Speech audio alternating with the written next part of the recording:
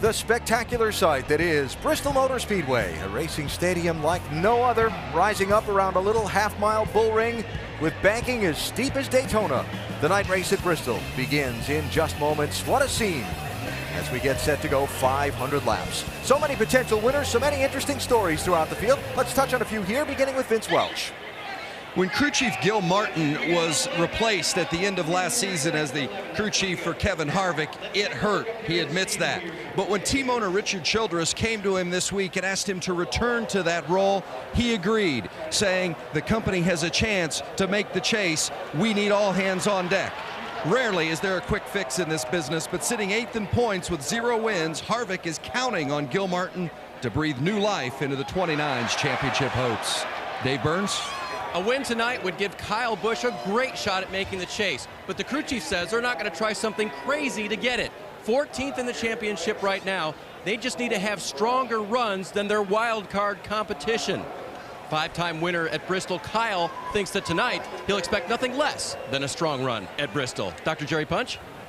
Jeff Gordon knows the clock is ticking and time is running out for him to get into this year's chase. He knows he also needs to win, and tonight he'll do whatever he has to make that happen. Folks, remember back in 1990, Jeff Gordon and Rusty Wallace invented a little thing called the Bristol Bump and Run.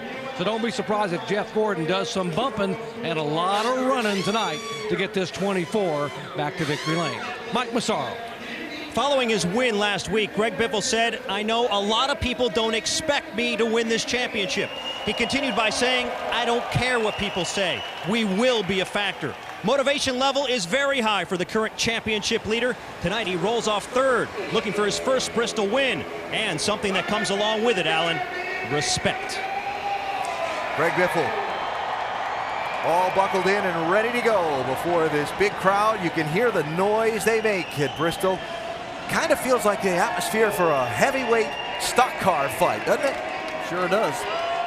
I've heard somebody call this car wrestling here at this track. That's kind of appropriate. Well, there's no better way to set the tone for a heavyweight stock car fight than by listening in on the special guest announcer the Speedway's brought in to get things started. Michael Buffer, the famous boxing and wrestling announcer, is down in victory lane. I bet I know what he's about to say. Now here's Michael Buffer! And now the track is ready, the drivers are ready. Ladies and gentlemen, are you ready? NASCAR fans, are you ready? There's only one thing left to say. This is Bristol. So let's get ready to rumble!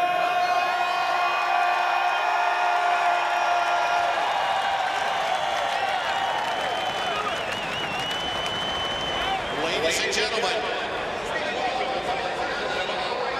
And 4-man gets it loud and clear, Mr. Busch. 1, 2, 3, 4, 5. As they deliver the words we've all been waiting to hear. On behalf of Irwin, for all tradesmen, drivers, start your engine!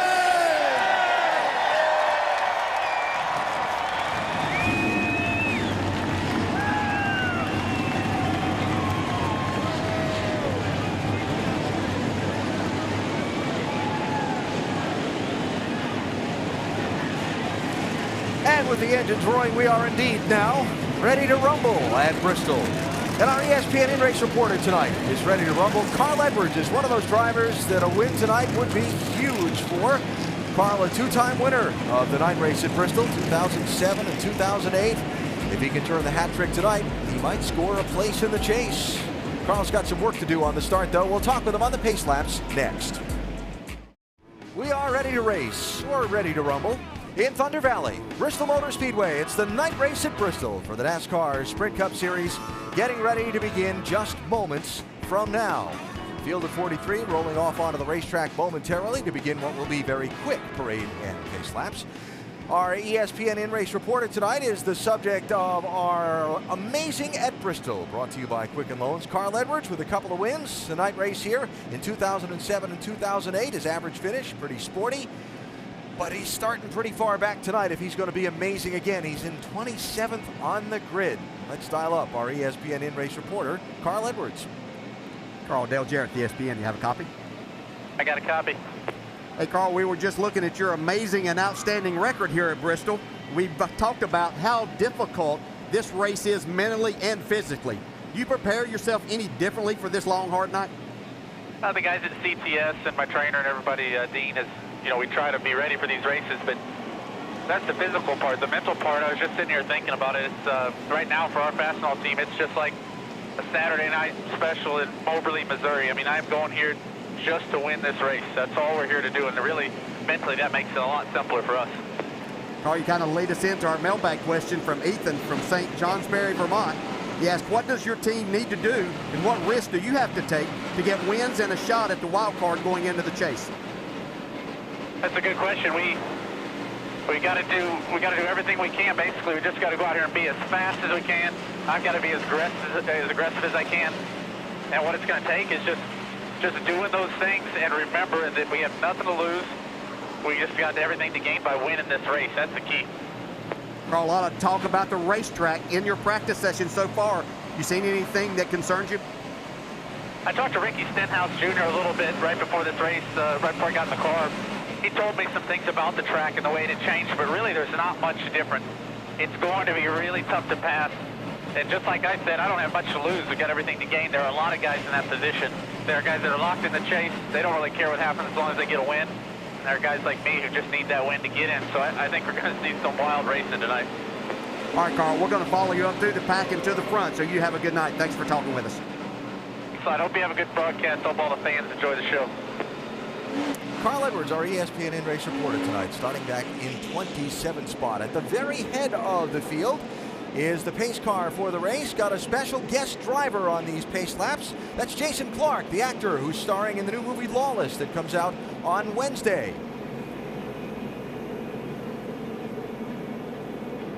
He's got that focus going. Lawless might be appropriate here tonight, too. Yeah, there you go. That pace car, just one of the looks we'll have from onboard race cars tonight. The high-definition onboard's riding with Brad Keselowski. He's got the Dodge on board from the front row. Danica Patrick, the GoDaddy.com camera.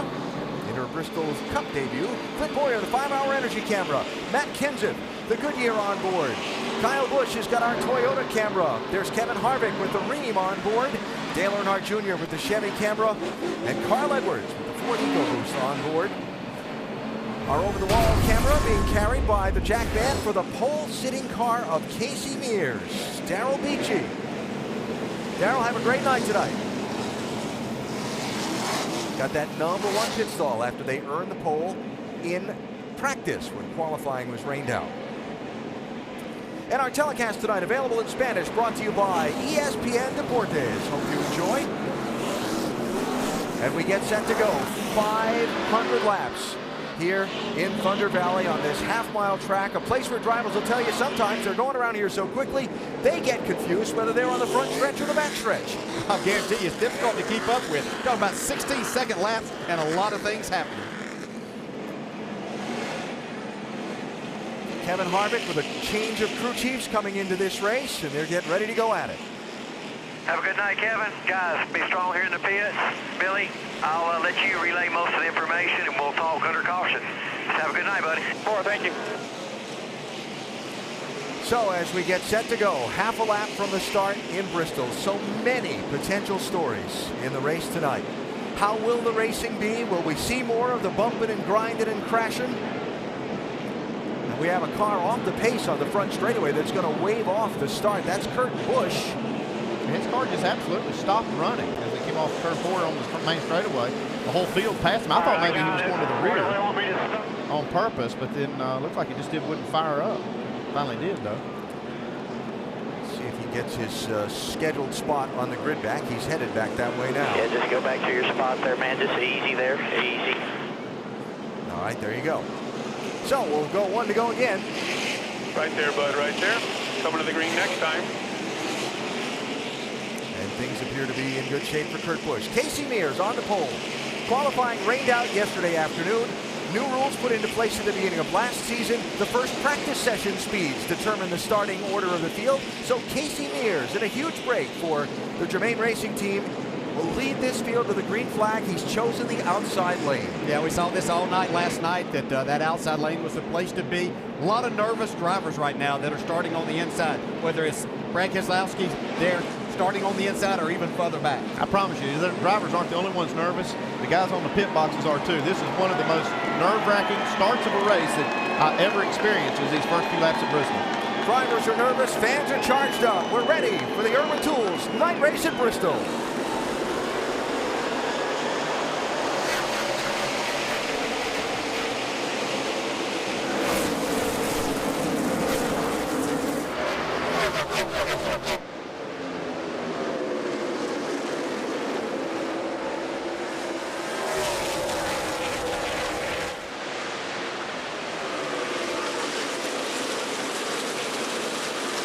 Casey Mears slides wide for the lead. Brad Keselowski in the 2 looking underneath. Yeah, still going to be tough, even though Mears lost a little momentum for Brad Keselowski.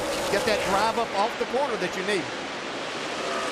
And this is where we talked about patience and working hard. When you have to work that low lane to pass somebody, so easy to overdrive and slide up and hit the guy that's outside of you, but that just starts a wreck that might mess up your car. Yeah, and if you've got any patience, you better have it at lap 2 because it's not going to get any better throughout the night. Joey Logano in the yellow 20, the third player in the mix.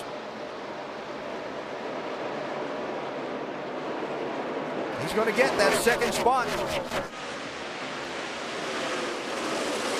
Now, Brad Keselowski is going to have one of the better cars here tonight. He may be struggling a little bit right now, but you saw just how difficult it was for him to make that pass. Now, Casey Mears has a fast car. Doing a nice job keeping Denny out front. Hamlin. Sorry, DJ. Hamlin with that bobble up from the bottom lane. Almost collected the point leader. Yeah, you think that. I mean, it looks so inviting to go to that bottom lane and make a little time through the middle, but getting off the corner is really tricky.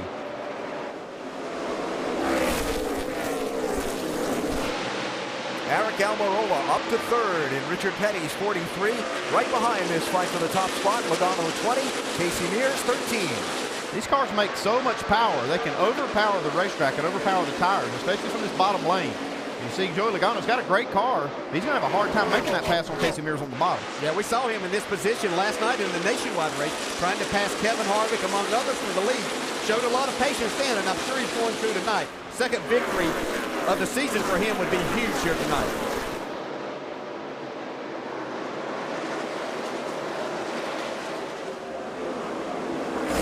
Mears up there close to that spot. You see the lighter shade of concrete there. That's where the track milled off those 2 degrees of banking in the very top lane. Trying to narrow up the racing lane and put the cars more closely together like the old Bristol before 2007 was. Yeah, more than taking away the 2 degrees of banking, the thing that's giving the drivers problem is they really smoothed that out. Oh, there's trouble front straightaway. Sorry, DJ. Ken Schrader turned into the inside wall, and the caution is out.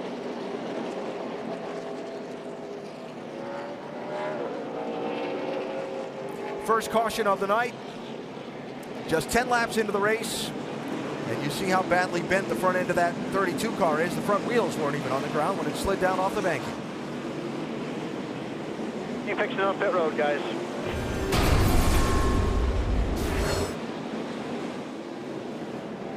Yeah, a lot of contact right there. You see out of the corner, and you just can't get the car stopped before you get to the inside wall.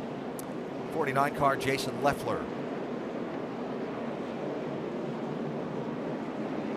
You can see how quick it happens, too. There's just nowhere to go, and once you get turned on these straightaways, they're banked as well. They're just going to take you right down to the inside wall. Kenny running 36th at the time, and a very early crimp in his night. And the caution is out here at Bristol. Casey Mears has led all of the laps so far, with plenty of company up front. Mr. Schrader going to express some displeasure. We'll come back to Bristol after this message and a word from our ABC stations. Still cleaning up under the first caution here at Bristol as the NASCAR Sprint Cup Series races at the world's fastest half mile. Speaking of fast, which driver do you think will take first out of this week's top 4 qualifiers? In the AT&T Fastest Driver Challenge, there are the drivers, Casey Mears, Brad Keselowski, Greg Biffle, and Joey Logano. Text FAST to 34763 or go to attfastestdriver.com to play. You could have a chance to win 4 Gs just by playing along in today's AT&T Fastest Driver Challenge. Every week, you'll have the chance to make your pick and see where you stack up against the rest.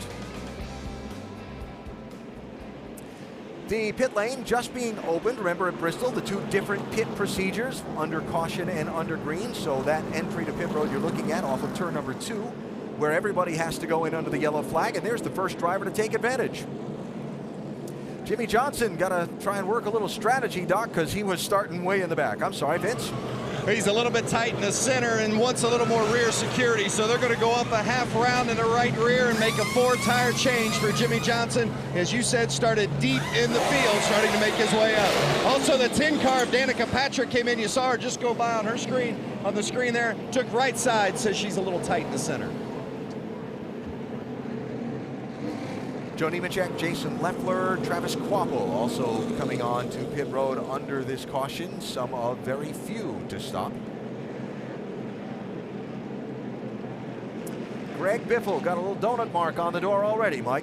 Yeah, and that's the least of his concerns, really. He came over the radio just after the caution came out, complaining profusely about his race car, saying it's not doing what it did in practice. He's chattering the tires, feels like it's bottoming out off of turn number 2. He's very concerned, said they're terrible right now. So obviously the track's going to change, but right now Greg Biffle not happy at all. All right, we'll keep an eye on Greg, who for the moment runs in 5th position. Now on the pace laps, remember we saw Kurt Busch's car just lose power and stop. Perhaps a little further information here as to what happened. You know what I think happened? I did it. I was adjusting the brake bias, making sure everything worked, and I hit the on-off switch. That's what I think happened. Just for reference, move the brake bias away from the master on-off switch for future. Might be a good idea. Oh yeah, I mean what happens is that master switch is just a little like a key, and it can be right beside that brake bias knob, and he probably just reached over there with his glove. Probably didn't even feel it, and just flipped the switch off. So doubled up for the restart as the pace car hits pit road. Casey Mears, the leader, choosing the outside lane, as we expect to see a lot tonight. Joey Logano in that yellow 20 to his inside.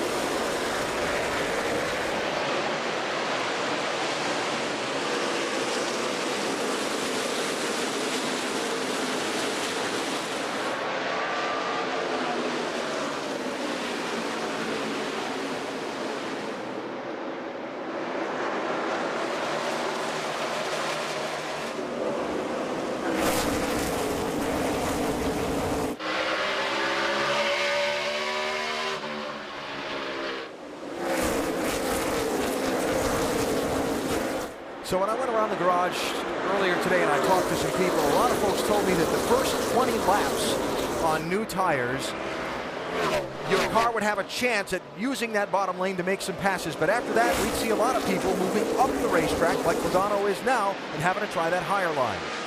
I haven't seen it really work. We've seen Logano try to make it work. Looks like Eric Almirola in that 43, he made a pass on Brad Keselowski on the bottom. His is one of the better cars I've seen on the bottom of the racetrack, that 43 is. Coming up, he's catching Logano right now. You see Logano still just can't make that pass. You see Jeff Burton up there inside the top 5. Nice to see him running well here tonight.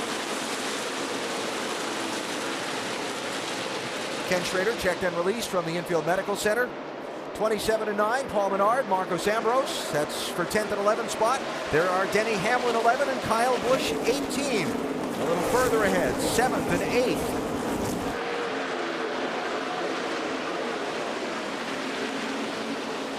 Talk about 2 different agendas tonight, right? Hamlin, 10th in the championship standings. A wreck and a bad night here could drop him out of the top 10 and back into having a fight for one of those wild card spots. Kyle, a win tonight, could get him a chance to have a wild card spot and make the chase. Yeah, Hamlin's had some bad ones in the last 9-5. For those last 9s, he's finished 25th or worse, so he's needing a solid night.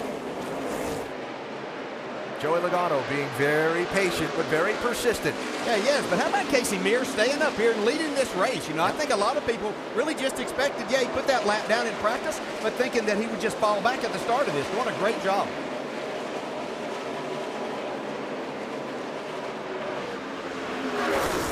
This looks a lot like last night. Joey Logano was very patient with Kevin Harvick when he was leading the race on tires that were not quite as good. Logano had the better car, but took a long, long time. Very patient about how he raced Harvick, but did end up getting the lead and the win. Looks very similar to this right now.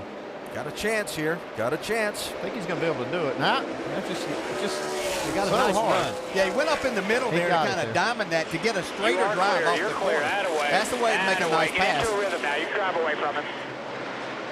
Just started to see that 13 car slip around too as he was trying to stay with the 20 off the corner. Yeah, you're either going to have that where you've got a car that's got really good drive off, or you're just going to have to use up the side of that car that you're trying to pass. Now's not the time to really be doing that. 9 and 29, Ambrose and Harvick. Side by side, 13th and 14th. We check on second place as Mears continues to slide a little bit in that 13. Eric Almirola, 43. Jeff Burton, 31.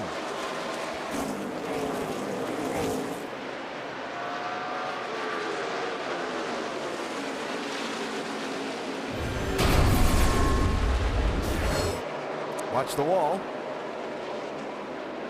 It'll step out and get you. It's right where that safer barrier ends and the concrete wall starts with the straightaway. It's still just out, just a little bit encroaching on the racetrack.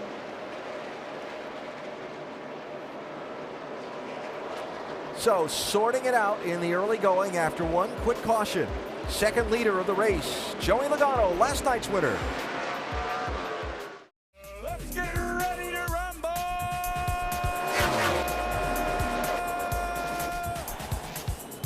A little rumbling in the opening laps of the Irwin Tools night race at Bristol. Ken Schrader turned out of traffic, bringing out the first and only caution of the race so far as sun sets, temperatures begin to drop, track conditions change, and the action from second place on back gets a little more intense. Joey Logano out in front, past Casey Mears after Mears starting on the pole led the first 26 laps, but now for second place.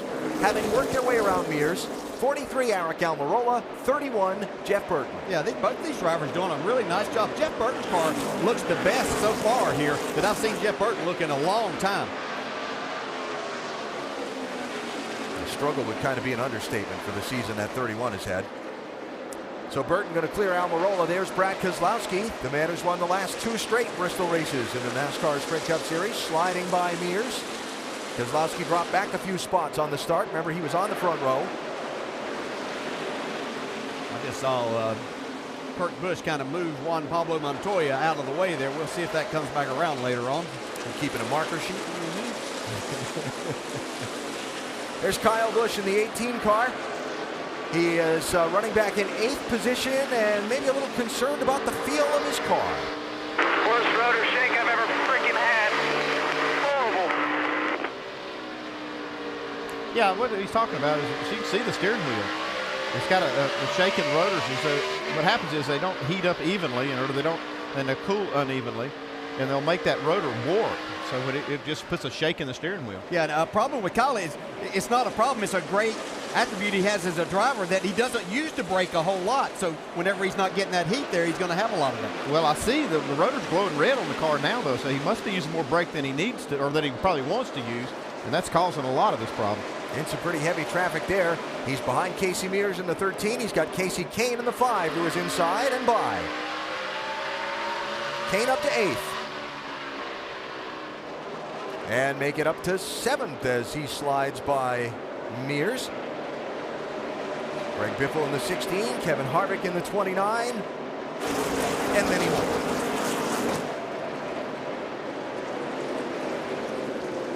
Talking to a lot of these drivers, they felt like that the frustration level may ramp up pretty quickly here tonight.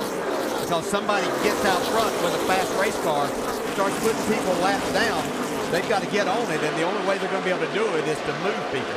Yeah, right now everybody's being fairly patient because Logano's not putting good cars a lap down yet. But when he starts running up to the back of some of these good cars, you're going to see that frustration level, intensity level come up. Here, Junior pedaling his car off the corner.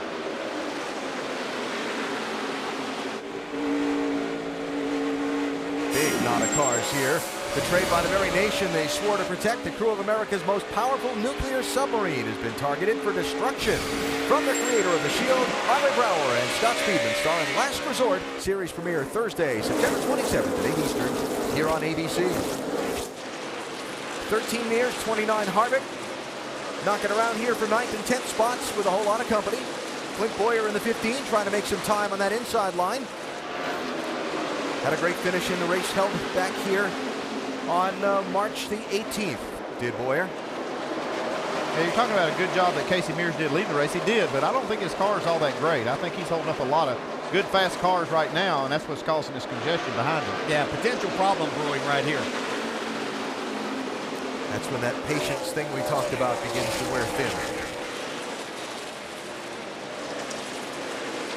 Dale Earnhardt Jr., 19th place in the 88 car. Yeah, he went down and tried to make a pass because everybody was just lined up in the outside. Virtually, he's lost 2 spots in trying to do that. Brian Vickers in the 55, on the other hand, has been able to make some passes on the inside moving forward. 55 Vickers working on Marcos Ambrose in the 9. That'll be for 17th place. Really tough to make that pass on the bottom. One of the reasons is, like I said earlier, is his cars just make so much power. It's hard to get those rear tires to hook up off the bottom of the racetrack. Well, in this particular case, too, you've got drivers lined up nose to tail on the outside. You never have anywhere to slide up in, so you just abuse the tires here. You can't ever get in a position you can slide up and cool things back down and then make another run. Brian Vickers digging hard on the bottom in that 55, Vince. Well, remember, he had a good run here in March as well. Finished 5th, led 125 laps. And his crew chief, Rodney Childers, told me they brought the same car back, and they really worked hard on this car running the bottom successfully. They said everybody's going to be good up top, but those that can work the bottom fast are going to be guys that can go forward. And that's exactly what you guys were talking about. He's working the bottom and running good times. Yeah, and I really think that the bottom might come into play even more after cars' handling starts going away. Even though they're running up top and taking that spot, then I think you can make some time down there if your car's pretty good. Jeff Gordon making a little time. Just got 5th place away from Denny Hamlin. Gordon in that 24. And you see Brad Keselowski has slipped back to 7th in the deuce. Nice to see that tribute paint scheme to our pal R-Dub, huh? Yeah, I'm trying not to make myself call it Rusty Wallace here. Just looking at it just brings back a lot of memories. All this action we're showing you is going on well behind the race leader. Joey Logano has opened up 2.5 seconds on 2nd place Jeff Burton. Logano out in front. It's the NASCAR Sprint Cup Irwin Tools Night Race at Bristol. We invite you to check out NASCAR.com for all your latest NASCAR information. 70 of the 500 laps complete. Joey Logano, the 2nd leader of the night. Quick reminder, coverage of Major League Baseball continues on ESPN. Tomorrow night, Jason Hayward of the Braves travel to San Francisco to take on Buster Posey and the Giants at 8. Then Monday night at 8, Evan Longoria and the Rays look to keep not only their wild card, but their division hopes alive when they visit Adrian Beltre and the Rangers. Sports Center scene in the Tampa Bay market. Sunday Night Baseball presented by Taco Bell. Monday Night Baseball presented by USAA.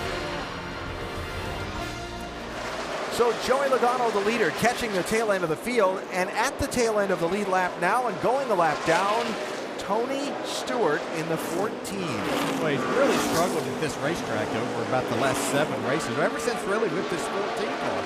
I think he's got one top 10 finish maybe. He's finished 14th or worse in the last 7 starts here. And remember that for Stewart, after some troubles he had, including the engine problems at Michigan last week, it dropped him down to 9th in the championship standings and not that far ahead of the 11th place driver, Casey Kane.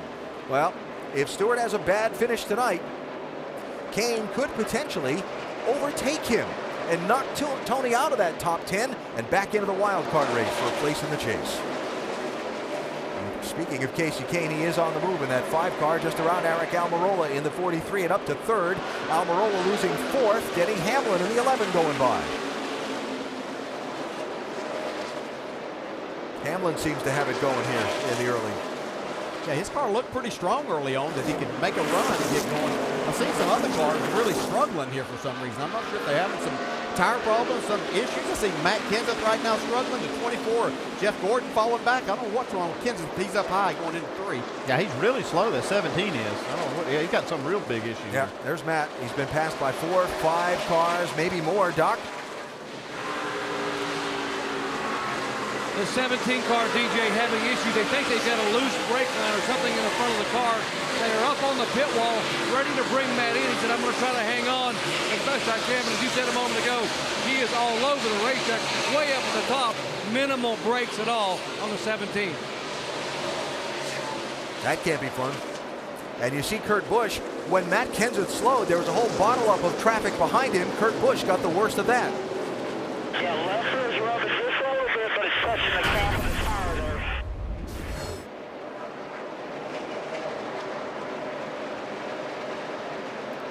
See, he's already got damage on that left rear.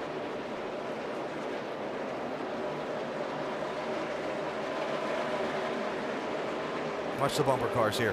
Whoa. Yeah, a little bit of an accordion effect there. Jimmy Johnson with a good piece of that, too, on the nose of that 48. Keep an eye on the temperature gauge on that car. Sam Horner's just out of shape and into the wall off of turn 4. Caution. Debris in turn 2. Potentially from the 22 or the 51 cars, and the second yellow flag of the race at lap 82.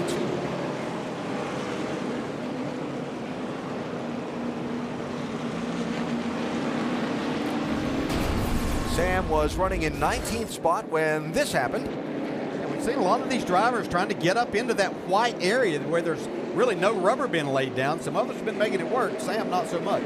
Yeah, I saw a few cars up there. Looked like Martin Truex was up there a few times. It looked like it was working for some of them, but boy, you're right. It didn't work very good for Sam.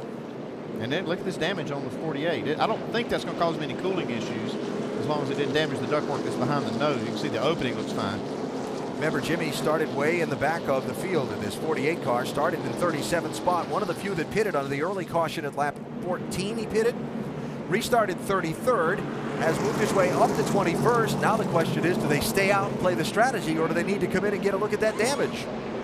Pit road is closed, so it's going to be a minute before we find out. Yeah, I talked to Earl Barbin, spotter for this car. He said that he went ahead and kicked the front bumper and then told Jimmy, said, don't be afraid to use it now. It's not, it's not pretty anymore. I don't think he meant to use it like that, though. So second caution of the race. Pit road will be open this time by, which is when the field gets over to turn number 2, exiting turn number 4 now. Expect we'll see all the front of the field in, right? Yeah. We saw Tony Stewart get lapped, but unfortunately, he's not going to be the one getting the free pass here. No, that'll be Michael McDowell in the 98. That the leader just overtook before the caution. He is the guy running in front of Stewart. So Tony missed it by 1. That's just crazy to me why Tony Stewart's not better here. This looks like a track he'd be really good at. Here they come to pit road. Vince. Jeff Burton running second, really likes his car. They're not going to make any changes. It's going to be a 4-tire change. He's got a donut on the left side of his car right there at the driver's window. Seeing a lot of that here today. Dave? Leader Logano very clean so far. He will take a full load of Sunoco fuel and 4 tires as well. There will just be an air pressure change. His car was a little bit loose, actually tight on exit on the front side of the racetrack. Mark Punch. Defending race winner Brad Keselowski now pulling into his pits here. He said the car very tight in the center, cannot run the high line. Thought he might have been on the splitter. 4-tire change, Sunoco fuel, air pressure. Okay, the 43 car, Eric Almirola said, I'm losing drive off. He said, let's change all 4 tires, air pressure change. No other major chassis adjustments. Mike. The 11 team and Denny Hamlin very happy. Oh, contact on pit road with Denny Hamlin as he tried to pull away.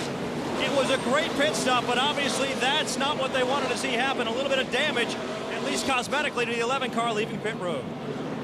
All kinds of mayhem on this tight pit road here at Bristol. Back for the restart in a moment. Getting ready for the restart here at Bristol after the second caution of the race and a round of pit stops. Denny Hamlin, Greg Biffle among those who had close calls on the pit lane. Let's check out what happened to Hamlin as he tried to leave his pit.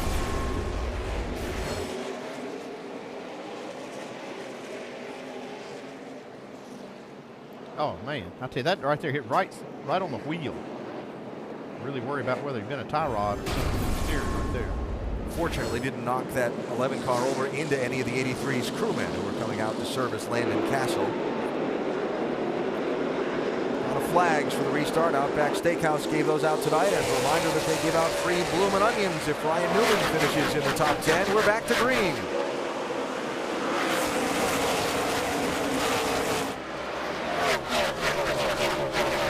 We'll let them race a lap or two, and then we'll tell you about some speeding penalties on pit road and a little strategy.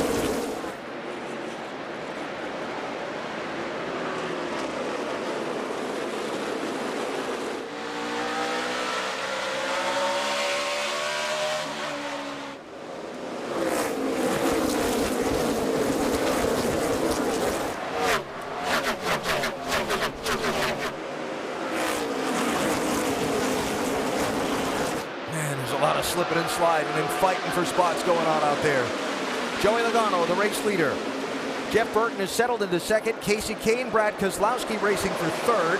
That's Juan Pablo Montoya in the 42. Just right side tires only on his pit stop to get some track position. He's running fifth.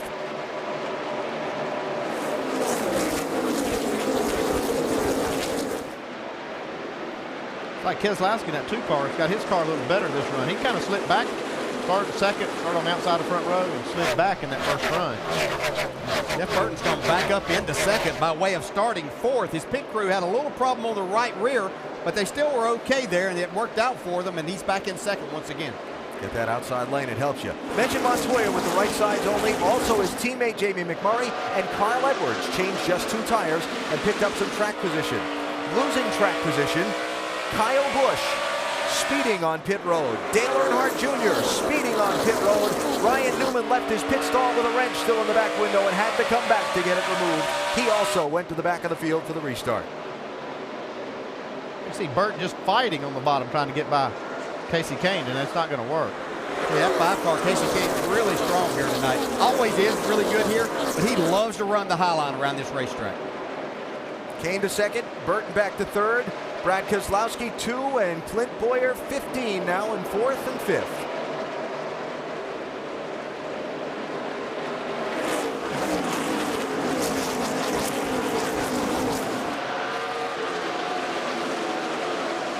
I don't know if it's too early to tell, but that 11 car looks like he's doing okay for the moment. Yeah, I was really wanting to watch and see exactly how that may affect him. I thought if it really looked like he got hit in the kind of the back of the wheel, if it towed the right front out quite a bit, if that may affect him, we'll have to see tire wear, but his car seems to be okay. He's fighting Montoya pretty hard here for this spot. Yeah, doesn't look like it hurt it at all. He's just up ahead of him, Clint Boyer. He started back in 23rd spot. He's made a lot of headway, and he's made it a lot on the bottom making these passes. And Hamlin's one of those cars that really worked the bottom hard, made some passes in that first run. You see Boyer slipped just a little bit in front of Keselowski.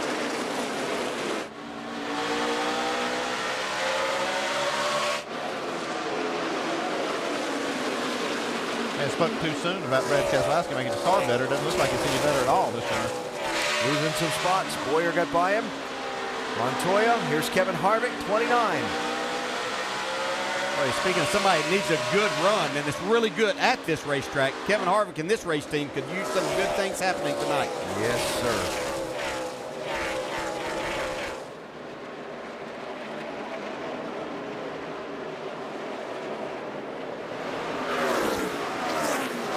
Joey Logano had a big lead before the caution, got out to a quick lead after the restart, but now he's got company. Casey Kane in the 5 going after the race lead. He wasted no time driving up to the back bumper of Logano.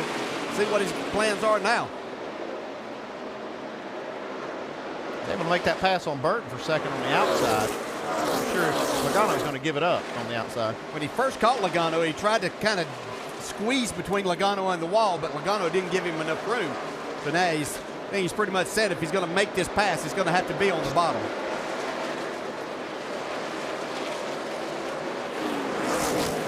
Logano's done a lot of leading, Dave, but he's got some company now.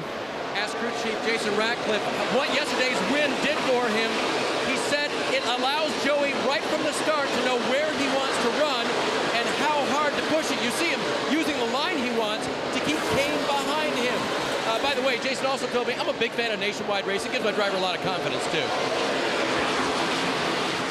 Joey Logano's done a lot of winning in the NASCAR Nationwide Series this year. All right, left a little too much room right there for Casey Kane on the exit. He's been driving kind of downhill off the corner, getting a good run. But Kane took advantage and now's got the lead. New leader to 5.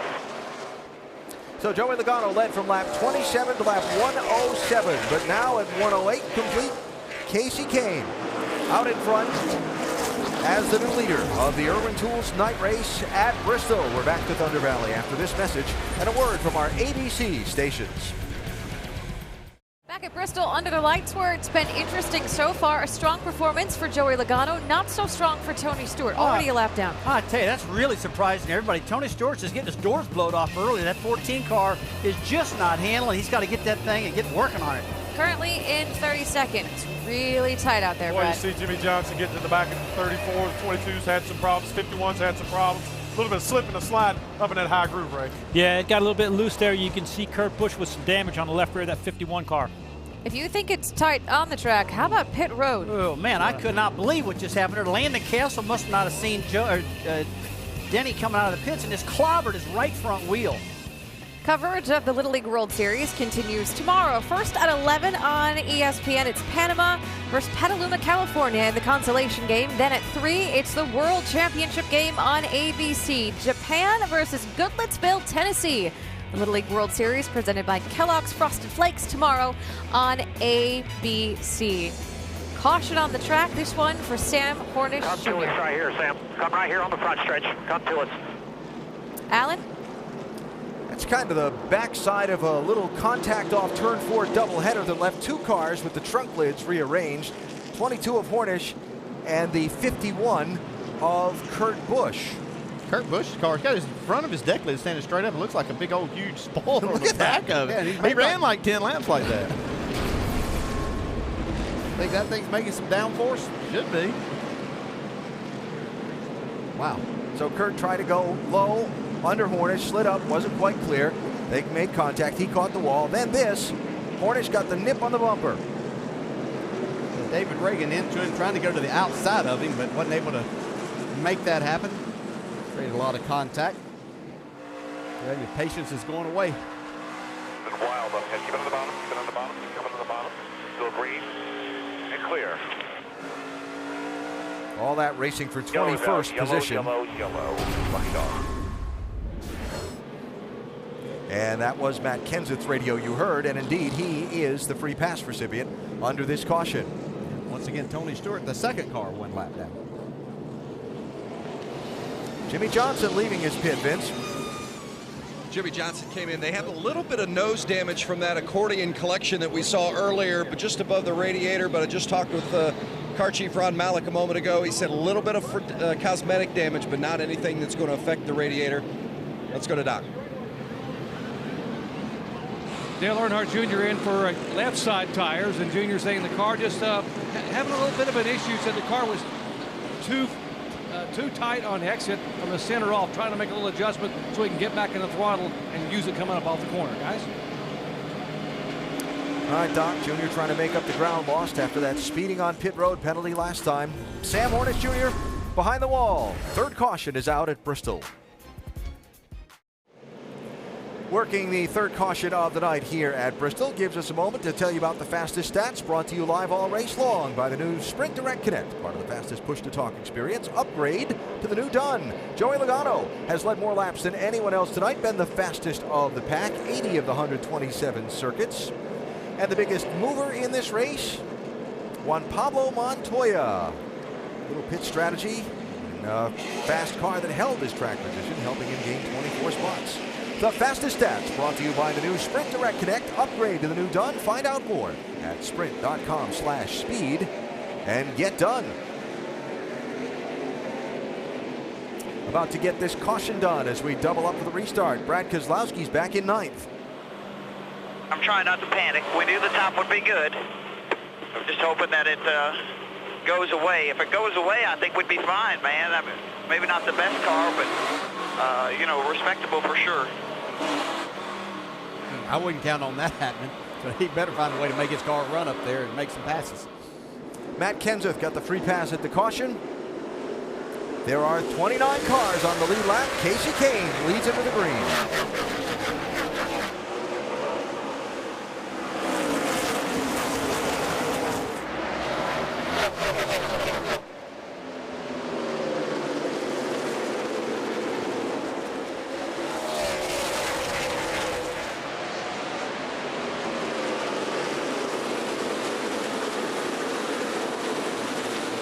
Little bobble there for Montoya, 42 in the outside lane. Logano goes to second in the 20, still bottled up behind the 42.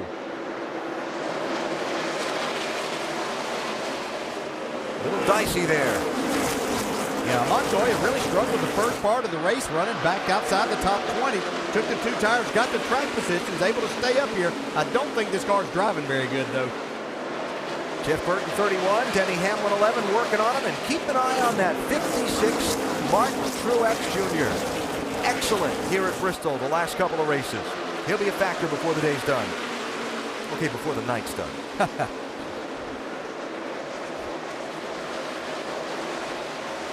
Jeff Burton still in the mix here. Been really impressed with this race team for as much as you talked about the struggle that they've had. See, Denny Hamlin trying to make this move work on the inside of Montoya again. They almost clear him that time. Yeah, I'm surprised that Montoya's car is as good as it is. He's got 135 laps on his left side tires. Took right side tires at lap 85. Like you said, Dale, he couldn't really run in the top 20. I didn't think this was going to work for him, but I think it's worked out great. Yeah, a lot of crew chiefs I talked with were concerned. This is a new left side tire. They didn't really think with the wear that they saw that this tire might go this long, but Montoya may be showing them something here. Hamlin using his bumper now trying to make this pass. And you saw those gloves on the steering wheel of that 42, awfully busy going back and forth. Got to be careful, Montoya. He's not afraid to use the bumper, too. Yeah, and Hamlin's got a little bit of distance between he and Jeff Burton, the next car back there, so he can keep trying to make this move without being concerned of losing 2, 3, or 4 spots to someone getting on his outside.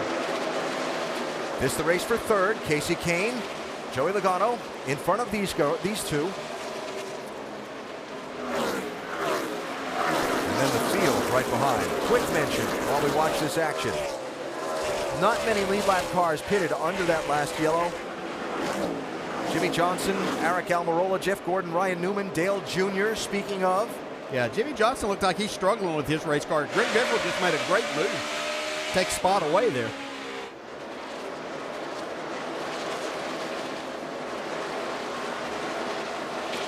That's 16th place for Biffle while we watch third as Denny Hamlin makes another attempt at that bottom line move on Juan Pablo Montoya. Yeah, this is the same type patience that you used to have. You talk about the old Bristol versus what we have now. It was just opposite. You were running right on the bottom, and you did the same thing. You were lined up there, just waiting for somebody to make a mistake or knocking them out of the way. Kind of the same thing that you're seeing here, except they do have somewhere to go to try to make these passes now, but you just have to be so patient for 500 laps. But you were telling me earlier when we were talking about what we might see tonight that with what they changed at the very top of the racetrack, the exit of the corner, when you're trying to make that pass and hold underneath somebody, that seems to be where things really tighten up. Yeah, it really does tighten up. You just need to make that work with the horsepower that these cars have, and as heavy as they are, you just need all of that racetrack to be able to stay in the gas to complete that pass. I think Jimmy Johnson's maybe dented his nose a little bit more. I'm pretty sure he's not very happy with Greg Biffle with what I saw a few minutes ago. Might this be what you saw?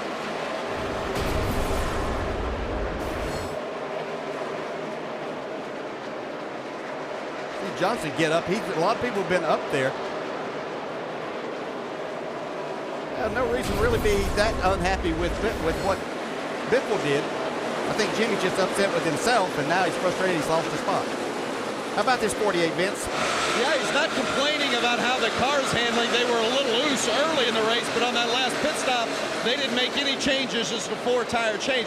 And he's given Greg Biffle a bump in the back end 3 or 4 times during this run, so you can see his patience wearing a little thin with the 16. Look at that nose damage on that 48. Well, the 48's got about 40 lap fresher tires right now than Greg Biffle, so he feels like he ought to be able to drive by him. Yeah, and Biffle really is struggling with his race car, and Jimmy knows that he messed up there and got that spot where he could be moving forward. Now he's just going to try to use Biffle up a little bit.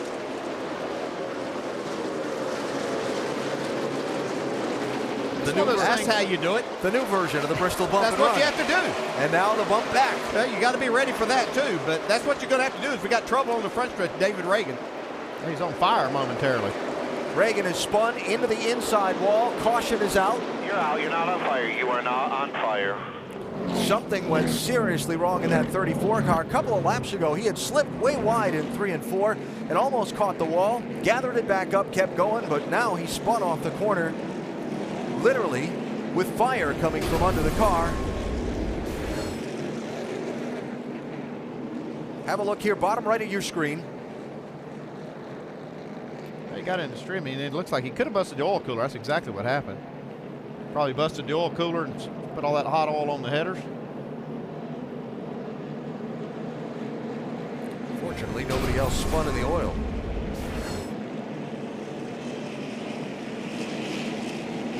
So, yellow flag out. You see David extricating himself from that car. And the pit lane quickly open on the back straightaway, and some strategy being played here. Logano stays out, as do others, Vince. The 5 car of Casey Kane has come in. He's got a little bit of damage, and they're going to take a look at that. That's the concern there on the right front. They just gave it a little tug. Casey didn't want to come, but they were afraid they would have a rub if they didn't, so they wanted to come in and make sure. You see him giving extra attention to that right front. And the tire change looked to be no significant damage. 2 tires, right sides. Mike? A rather eventful pit stop last time down pit road for Denny Hamlin. He suffered what appeared to be damage, but after that came on the radio saying, we have a race-winning car. He's very happy with his machine right now. As the team goes to work on the right side of the 11, the complete service there. A 4-tire change for the 11. Meanwhile, Juan Montoya also taking tires and fuel. Last time down pit road only took 2, this time 4. And Martin Truex Jr. a little bit tight center. They'll make an air pressure adjustment and he's away.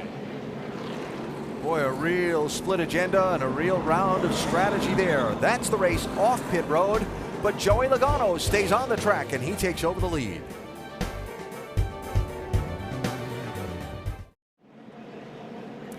Got some oil to clean up here at Bristol, so we are still under caution. Gives us a chance to tell you about next weekend's nighttime racing doubleheader at the high-speed Atlanta Motor Speedway. Saturday night, NASCAR Nationwide Series, 6:30 on ESPN2.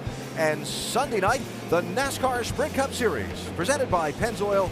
Our coverage at 6:30 Eastern on ESPN. Night racing at 200 miles an hour in Atlanta, with a place in the chase on the line. Casey Kane was the leader at the caution, making yet another pit stop under this yellow flag. Yeah, there don't seem to be a lot of damage on the car. I don't know exactly what they've got, what the problem is. What's going on with that 5 car, man? Well, the right front, you see they've got some damage up underneath the well, and that's what they've been working on. Also has some right rear damage and a little bit of splitter damage as well. Kenny Francis, the crew chief, just said, hey, we'll lose a lap if we have to. We're good enough we can get it back, but we've got to make sure we get it fixed. So that's the situation they're dealing with right now, giving it a lot of attention for Casey Kane. Boy, he was leading the race and having a good run. They just told me earlier today, it always seems like we've got something to overcome. That's the case again tonight. And he has lost a lap with that extended stay on the pit lane. So what happened to cause this damage on the 5? Watch the top of the screen. Oh yeah, you can see he got in that oil right there. Yep. Man, I didn't realize he hit the wall that hard.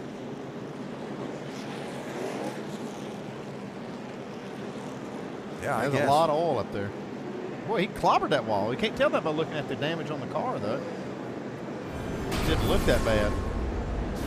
Obviously, it was. Yeah, a lot of cars right there. You see, Logano got right next to the wall, so there was a lot of oil put down. Yeah, you see, look at the body damage. Hardly any body damage in the car. I think the flaming, spinning David Reagan had all of our attention pretty well. Yeah. So Kane is going to go a lap down and back to, at the moment, around 32nd position, and he's pitting again. Jeff Gordon, one of those who did not pit under this yellow, he's running in 4th. I'm just cracking up right now. I love how they ground that top down, made it smoother, and now it's laying rubber, and it's the best preferred place to be. That's kind of what I've noticed too. I mean, everybody is looks like migrating up all the way. I mean, completely to the wall, in the middle of the corner. On the exit, I think there's still just a little bit of a place that they can't go, and it kind of narrows the racetrack up on the exit. They're using it up in the middle.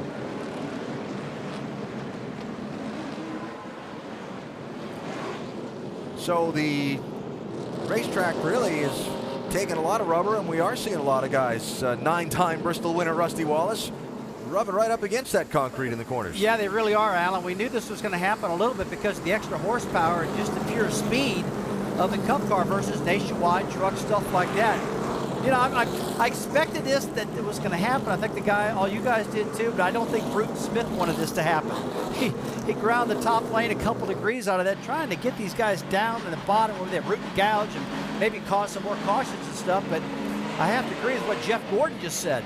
It looks like it's laying rubber down and getting better grip, guys. You know, Jimmy Johnson and Greg Biffle just illustrated for us how hard it is to pass on this track. And it is interesting the different strategies. We're seeing the top 15 guys all stayed out. You're absolutely right. And we've seen that since lap 1. But I think, as Rusty alluded to and the guys up top, as we get a little further into this race, maybe 50 or 60 more laps race, I think we're going to see a little bit more aggressive racing where guys are going to start taking chances, trying to pass, in particular in that top lane where everybody seems to be favoring that little bit of cushion. Yeah, it seems to be that everybody wants to be in that top lane, and they're having trouble getting these cars slowed down. It's like being in a traffic jam on the highway. Yeah.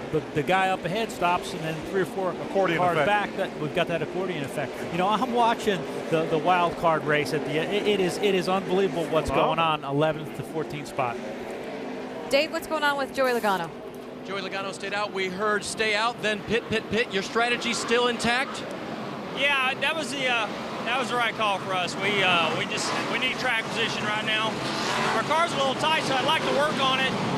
And our original call was to stay out, and I was listening to the guys behind us that were coming. So, but we made the right call. Joey's in the right spot. He's doing a good job tonight. The Dollar General Camry. Try to hang on here and get a good run.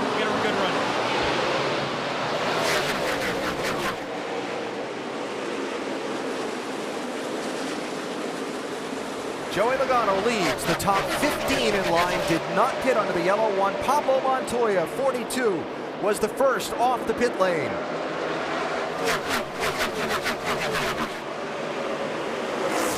Jeff Gordon, 24, Brian Vickers, 55 for second. And keep an eye on the 18 and the 88. Remember, they had speeding penalties earlier. Kyle Busch and Dale Earnhardt Jr. not pitting under the yellow. They're back up into the top 6.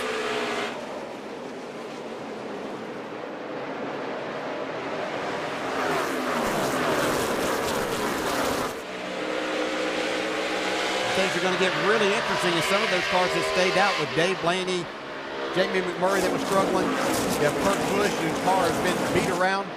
They're in front of a lot of guys that faster cars that have tires that pitted there.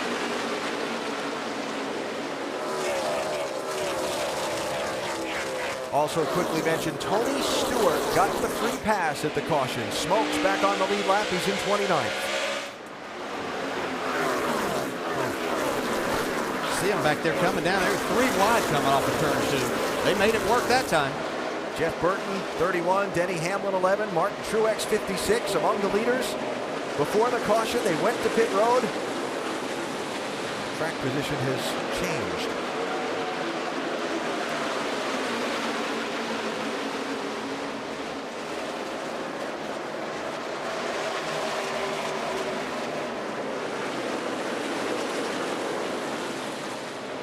Carl Edwards, remember, just took right side tires earlier, gained some track position. Now on that other pit schedule, he just stopped under the yellow. Back in 22nd place.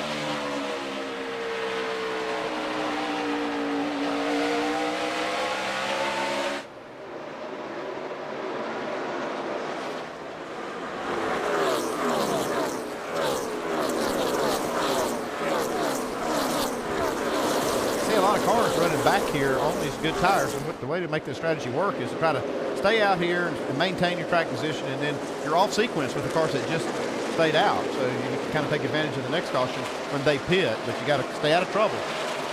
Earlier saw Matt Kenseth have some problems. He's passing Jimmy Johnson there to pick up a spot. That's 9th place. Yeah, I've been watching Matt. He got that car fixed with that brake line on the left rear. They got the free pass, got it back. Now his car is good, real good right now. just hope at the end of the race, talk about those sequences, getting all sequences, you just hope you're on the right strategy when it comes time to make that last stop and you're in front or towards the front. 31 Jeff Burton, 29 Kevin Harvick. As you look at where the Childress Racing cars are running, Paul Menard was running 9th at the caution. Got a penalty for speeding on pit road under the yellow. Yeah, and we've seen Harvick and Burton run up inside the top 10 quite a lot of laps here tonight, so that's not indicative of how they're running.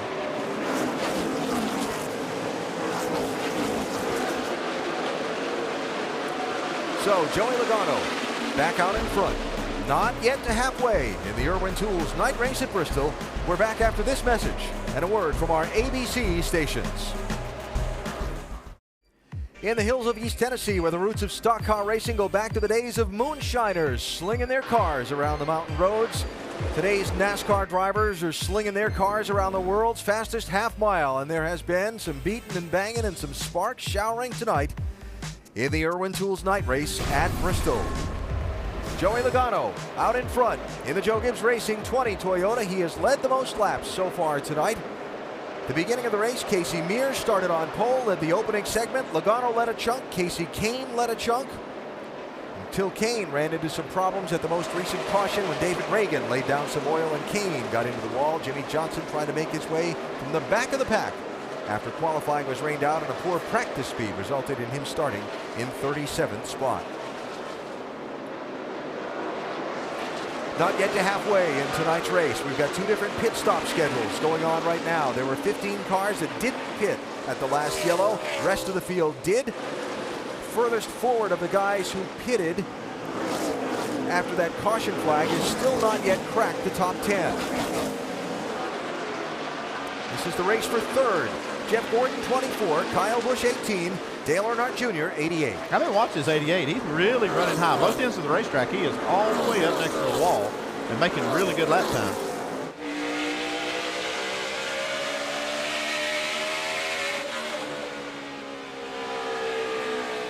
He's all the way up where they ground the racetrack. I mean, he's getting it done up there. Joey Logano's got some company for the race lead. Brian Vickers, after clearing Jeff Gordon, is closing in on that 20. While we keep an eye on this, we go up to speed with Nationwide Insurance. Dave has a report on the race leader. He stayed out the last 2 times, Alan, and right now he believes that even though he's out ahead, where he's getting beat is in the center of the corner. He also said that he's committed to that high line right now. Vince? The 55 of Brian Vickers up 20 spots. They have not pitted since lap 84 when he took 4 tires. Really likes his race car right now. It's working up and down. Doc, back behind them, 5-time Bristol winner Jeff Gordon, who so needs to win tonight. Pitted lap 122, right side tire steel, added wedge. The car really took off as it now is starting to go away just a mite. Okay. Kyle Busch has stayed out the last 2 cautions as well. Last pitted around lap 84. The rotor shaking issue of earlier seems to be behind him. Right now he just says that the right front tire is not under me. Front not working for the 18, Doc. Back behind them, Dale Earnhardt Jr. in 5th place. Track bar change, 4 tires, lap 123. Oh, trouble on the racetrack, guys. Contact between Juan Pablo Montoya and Ryan Newman sends Newman crashing, and Jeff Burton is collected.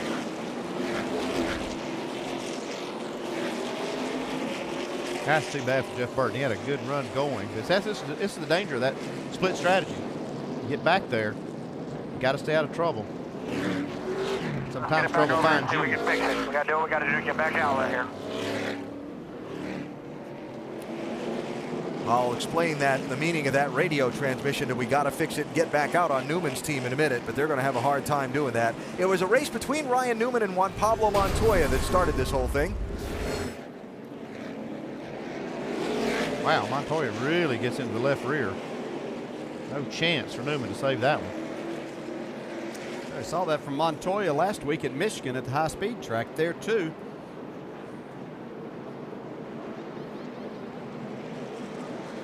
Newman had been struggling some, and he had been holding up some cars, and still no excuse for that. No excuse for that. Jimmy Johnson had a tough time passing, but he was able to work Newman and work him, but finally got by him with some flight contact, but nothing like that. Pit road open. And the leaders, most of them are coming in, Vince. The 55 of Brian Vickers, he says the car is just a little loose in and a little tight in the center, especially in traffic, but otherwise it's real good. It's a 4-tire change, no other changes on the 55. Leader Logano, 4-tire change as well. He'll take Sunoco fuel up 1 round on the track bar. Car will not turn to the center of the corner as he wants. And Jeff Gordon in on the inside. Jeff Gordon, 4 tires. They were going to make an adjustment. He said the car now starting to get a little more free, so they're not going to make any adjustment at all on the 24 car. Left side tires going on. Got to get it full of Sunoco fuel. Car will be taken off up top. Marcos Ambrose, last stop was lap 84. He'll come down pit road. The plan is to take 4 tires. They'll make a slight air pressure adjustment. Ambrose saying the car felt a little bit bouncy, so they'll remove some pressure. He's away. So another split schedule on pit road. Matt Kenseth first out. The new leader, though, will be Dale Earnhardt Jr. He stayed out. ESPN's coverage of the NASCAR Sprint Cup at Bristol on ABC. Brought to you by Toyota Care, caring for you and your car.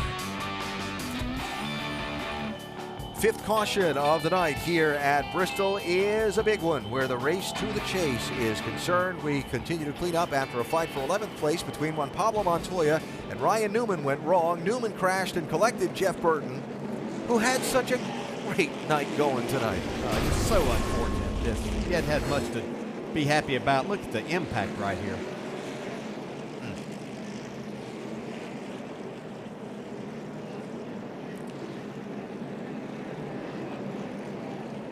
Wow. I'm quite certain if Ryan Newman will take the opportunity to talk with one of our reporters, he's not going to have too many good things to say about Mr. Montoya. Now, we heard Newman's crew chief Tony Gibson on the radio to his driver saying, if you can get that car back to us, do so. We've got to get it fixed and get back out. Well, here's why. In the race for that wild card spot, there are those drivers that all have 1 win apiece. And if we get through tonight, Atlanta and Richmond, and none of those drivers scores a 2nd win, or somebody doesn't get kicked out of the top group that has multiple wins, then the tiebreaker for that 2nd wildcard spot is going to be point standings. Newman only had an 11-point lead on Kyle Busch starting the night. He's already, as they run, behind him now as they tow that car back behind the wall. Yeah, we keep talking about that. It just, winning is what these drivers have to do, and that's what they're trying to do to get that 2nd victory, which will probably assure them of getting one of those wild card spots. But that's not assured at this point. A lot of other guys out there that can win races that are in the top 10 in points. Well, pushing Jeff Burton's car back toward the transporter, Vince. Certainly frustrating for Jeff. He had a good run there. What was going on? What happened? I saw Ryan having trouble, and he started spinning, and it looked like he was going to stay against the wall, and I saw committed to the bottom, and then he started down, and I couldn't get turned back to the right. But pretty disappointing. We had a really fast car tonight. Cat Chevrolet was really good, and we needed a good run. Needed something good to happen for us, and honestly, we had a car good enough tonight to have that happen. We just, it's just been one of those years. We'll, I guess you're saying he wouldn't put it on you if you couldn't take it, so I guess that must be pretty tough. You got to be good, and you got to have some good luck. Jeff Burton didn't have that tonight. And as Jeff walks away, I'll show you one more time. What a shot. Yeah, Jeff's talking about he just couldn't get turned back to the right. You can't just turn these cars on a dime. They're heavy, and the steering just doesn't allow it to turn that quickly, and unfortunate. Coming to the green, Casey Kane got the free pass. He's back on the lead lap in 28th spot. Dale Earnhardt Jr., the leader, choosing the outside lane. First car off the pit lane, Matt Kenseth, who restarts 10th.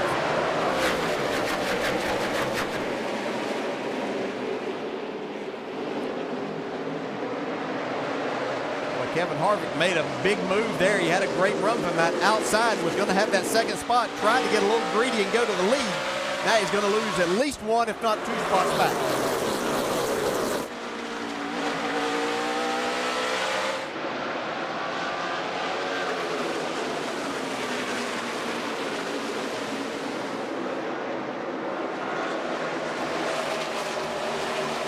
Denny Hamlin in the 11, trying to keep that outside lane for himself as Harvick looks for some running room.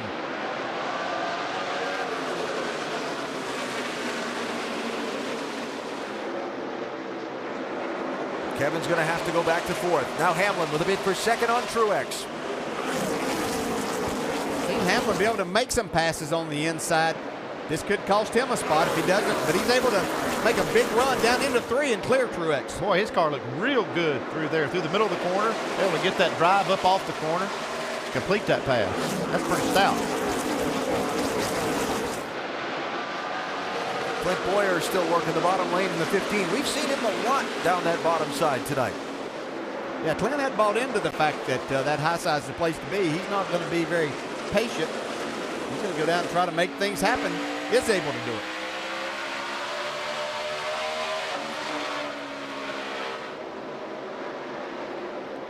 Biffle 5th in the 16. Montoya 6th in the 42. Boyer 15 trying to get that spot. Matt Kenseth in the 17. Remember I mentioned first off the pit lane of the cars who did stop. He restarted in 10th as the lead changes hands. Well, Denny Hamlin has a fast race car here. We really thought that contact on pit road may have hurt the steering of this car, but I'm not sure it didn't make it better sometime. Yeah, I know. I swear. I think this car's been better since that contact. Thing is really going through the center of the corner. And look at the drive he gets off the corner. Talking about back at lap number 85. If you were not with us, Hamlin leaving his pit stall while Landon Castle was just coming into his. The front end of Castle's car drove right into the right front tire of Hamlin's car. And yet, it seems to be no foul, no harm.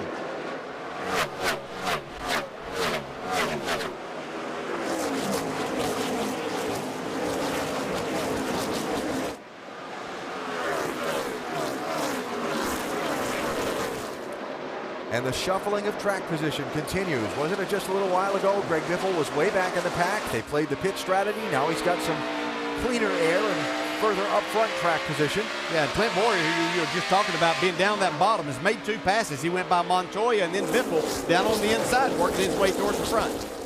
Up to 5th place in that 15.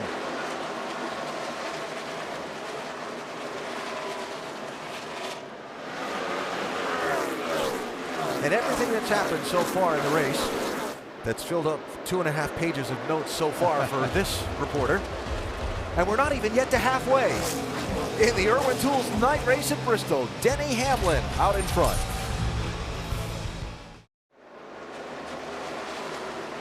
Back with the NASCAR Sprint Cup Series at Bristol Motor Speedway, still approaching the halfway point of tonight's 500-lap event. Denny Hamlin is just gone out in front with a pass on Dale Earnhardt Jr. a little while ago. Behind them, 3rd place has just changed hands as Clint Boyer continues to march forward in that 15 car. Yeah, he had a great run back here in March and is continuing that. Looks like he's got his car pretty much where he wants it. Able to make passes on the inside, and just something we haven't seen a lot of. I love this shot when they have the drink bottle there. It's our drink straw accelerometer. Yeah, you can just see the G-force. That car goes in the corner and it just slings it over there. Pretty solid run for Kansas Clint, Mike. Yeah, the entire Michael Waltrip racing team, you could say, has had a solid run, as they did in the spring. All 3 cars at that point finished inside the top 5. Right now, 2 of them. I had an interesting conversation with Clint's crew chief, Brian Patty, today, asking him why they've been so improved this year. Obviously, he talked about Scott Miller, but he pointed to Mark Martin. He said when he speaks at our meetings or on our conference calls, everyone listens. He gives him a lot of credit for how good they are here at Bristol, especially. Caution on the racetrack. Trouble in turn 1. Eric Almirola, who ran up in the top 2 earlier in the race, tangled up with another car and turned into the wall. He was racing in 22nd at the time, and it's yellow flag number 6.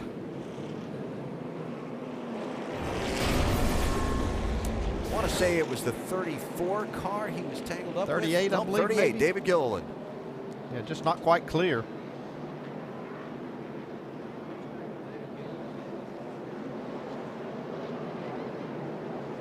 That was a race for 22nd place. Yeah, you can see all the fluid coming out of the car. Looks like he busted the radiator. I don't know if he knows it or not.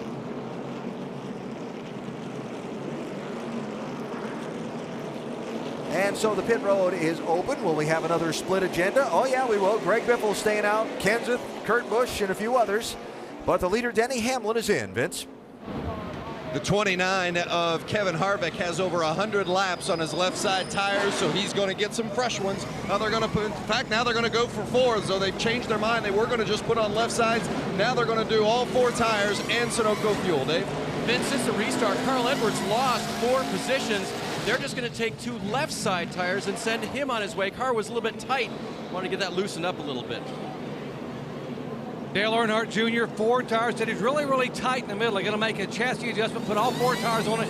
Got to get it full of Sunoco fuel. They're in a 1-stop window from here. He said the car is really good. Mike.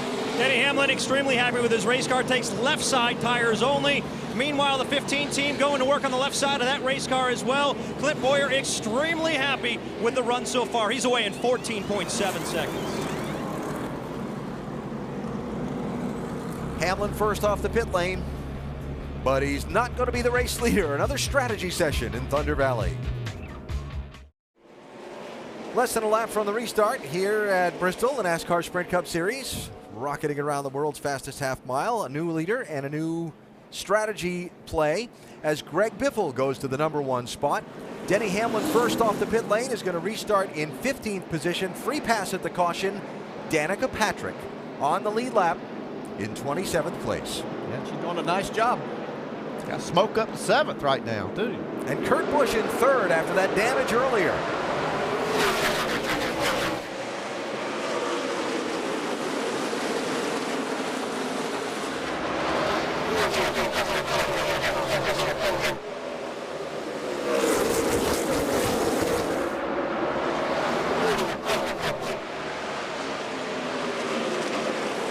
Jimmy Johnson running in 3rd as Greg Biffle 16 and Matt Kenseth 17 race for the #1 spot.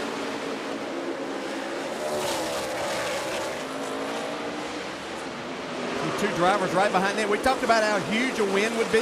How about for Marcus Ambrose or Kurt Busch, either one? Up inside the top 5 trying to battle to get a win here tonight. Little bump there between the 2 Roush Fenway Racing Ford teammates as Kenseth tries to work that low lane and get the lead.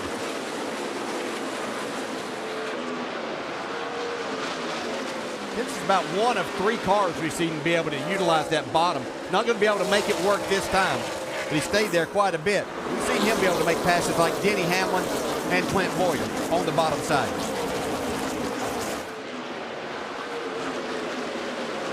Kurt Busch 51, Brian Vickers 55. Kurt has slipped back to 6th. He's racing the Vic for that spot. And having a hard time holding on to that bottom lane. I'm surprised that 51 is as good as it is. He's been beat around so much.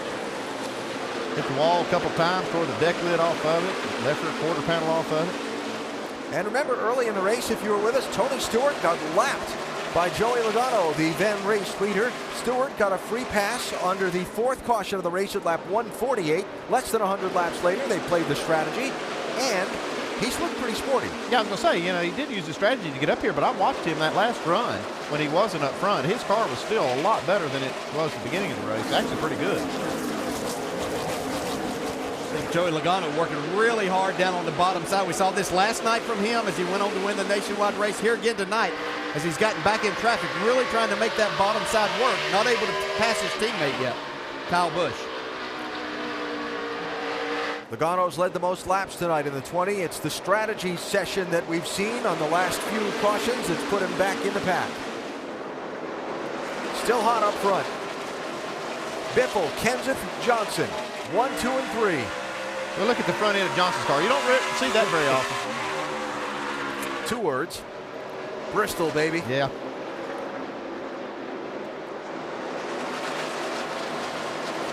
It's not often you see a car with damage like that that can run competitively. That's what I love about short tracks. It kind of takes that aero factor out of it. I mean, it's not totally, it's not like it doesn't matter at all, but it does take it way out of the picture. It's really about mechanical grip. It's about the driver, about getting the car right, the crew making the right calls. Kind of take some of that technical advantage away. While we keep an eye on the race for the lead, we keep an eye on Ryan Newman, the story there. Remember, he got involved in the wreck a little bit ago. Doc, they're going to be able to repair that car? Well, let's ask Tony Gibson. Tony, you said to Ryan, we got to get it back here and try to get it fix and get out. What's the status? Well, we tried. We got it all cut apart, and it drove the frame into the motor, and man, it's hard to hear, but it's just too far gone. We couldn't fix it, not safely enough to go back out. So what did Ryan say about the 42? Well, he just said somebody got in the left rear of him and cut the left rear tire. The lap before that started getting really loose, and then the very next lap, it just turned around on him. So he didn't say anything about the 42 car. Just, I think we were going to spin out no matter what based off the left rear tire. By the time we saw it, he had already spun, and you know, it's a shame. Outback Steakhouse are a great sponsor. We finally got some track position to do something with it. We were a little bit tight, but we thought we'd be okay, and just misfortune. Rooting for the 14 now. He's doing pretty good. All right, Tony Gibson. Alan? Hi, Doc. Thanks for that update on a couple of fronts there. So Ryan Newman done for the night and had a left rear going down, perhaps, before the contact we saw when he went around and crashed. Look at this race for the lead. Biffle, Kenseth, Johnson, Ambrose, Gordon, Vickers, the top 6.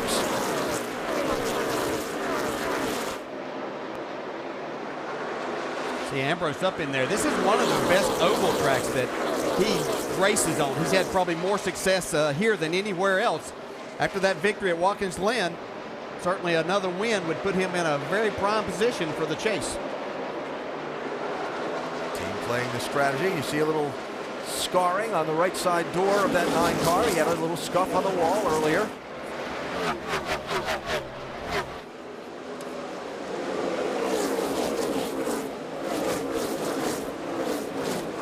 You look at how tight these standings are and all the one-win guys and all that kind of thing. This wild card thing coming down to Atlanta and Richmond, this can be a lot of fun.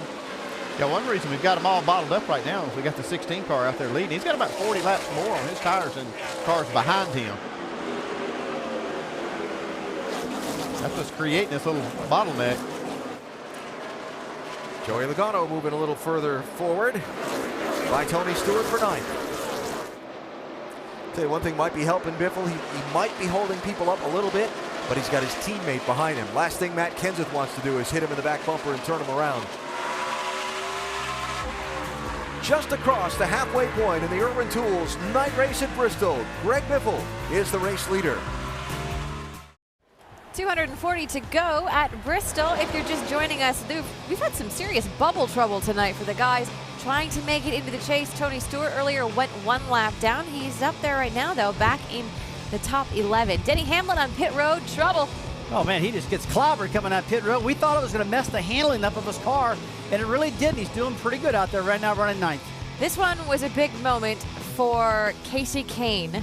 Yeah, leading the race comfortably, gets in some oil there from David Reagan's car, gets in the fence and damages the right side of his car.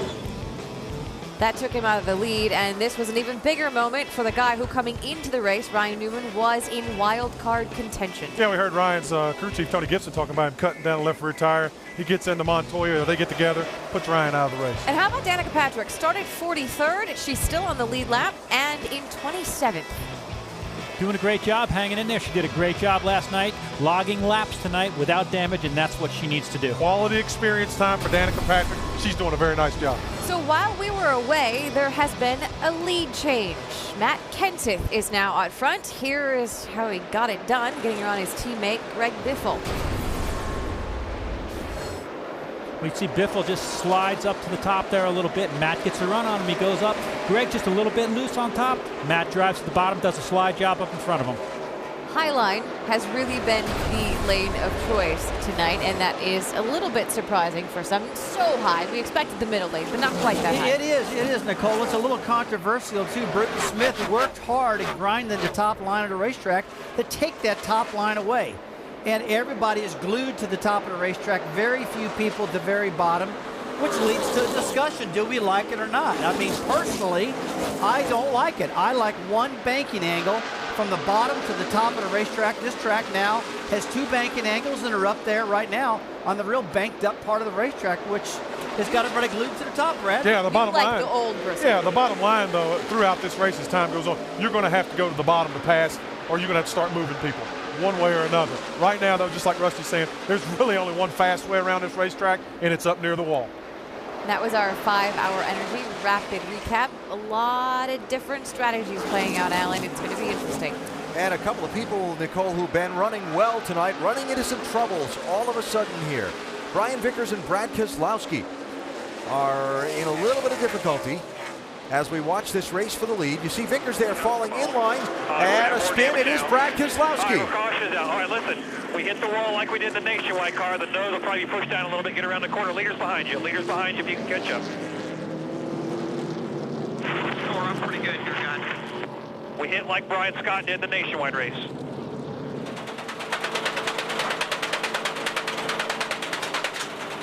So there was a race for 7th place that involved a whole gaggle of cars. Brian Vickers and Brad Keselowski were in it. Watch the 55. Yeah, I think Vickers had a tire going down and it just wasn't able to get going. You can see Kurt Busch get into the back of Brad Keselowski, turn him into the outside wall. That started the trouble for the two. And so then eventually what got Keselowski turned around? Little help from Bobby Labonte.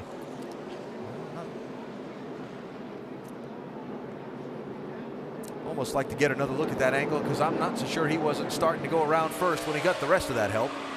Yeah, he may have. Come on. All right, we're going to have more damage now.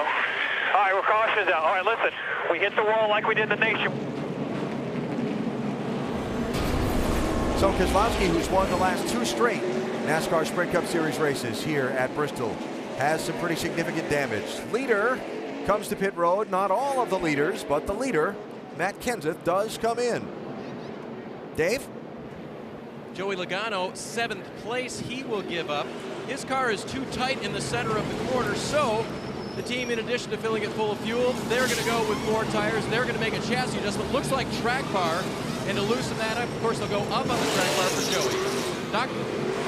And our leader, Matt Kenseth, said he was loose when he was behind his teammate Greg Biffle. He got around him. Now he got very tight.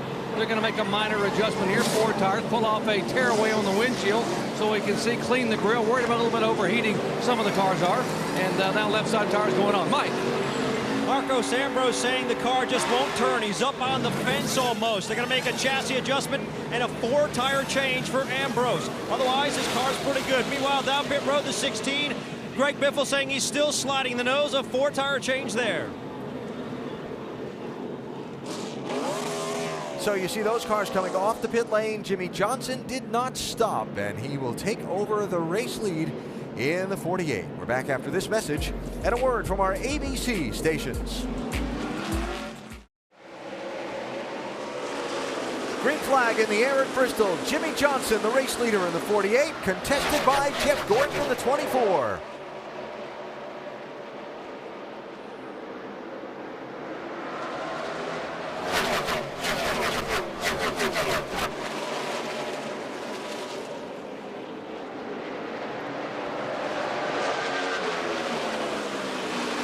Gordon sliding wide. Denny Hamlin in the 11 digging on the bottom.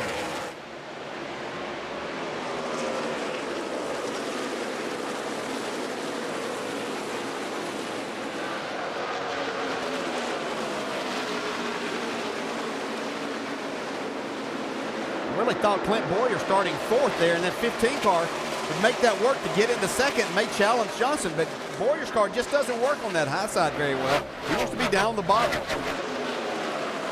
It's kind of the opposite of everybody else. So, stories to update you on quickly. Brian Vickers had pitted under green just before the yellow flag. He got the free pass at the caution. He's back on the lead lap. Kurt Busch speeding on the pit lane. He went from 9th back to 25th on the restart. I think Vickers still 1 lap down. He lost 2 laps when he made that stop. He did get the free pass, but he is still 1 down. Thank you. And he may be pitting again, we hear. He might have a loose wheel. And the first off the pit lane after the stops was Matt Kenseth, and he restarted in 11th. There's Matt as we look ahead from Carl Edwards' car. Oh, whoa, whoa, whoa. Contact between the 9 and the 18 there.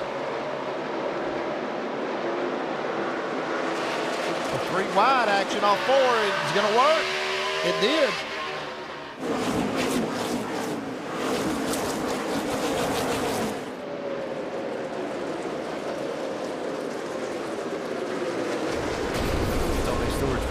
head at this saying, oh, no. Kyle Busch has got a tap from 9 car of Ambrose. They settled all that.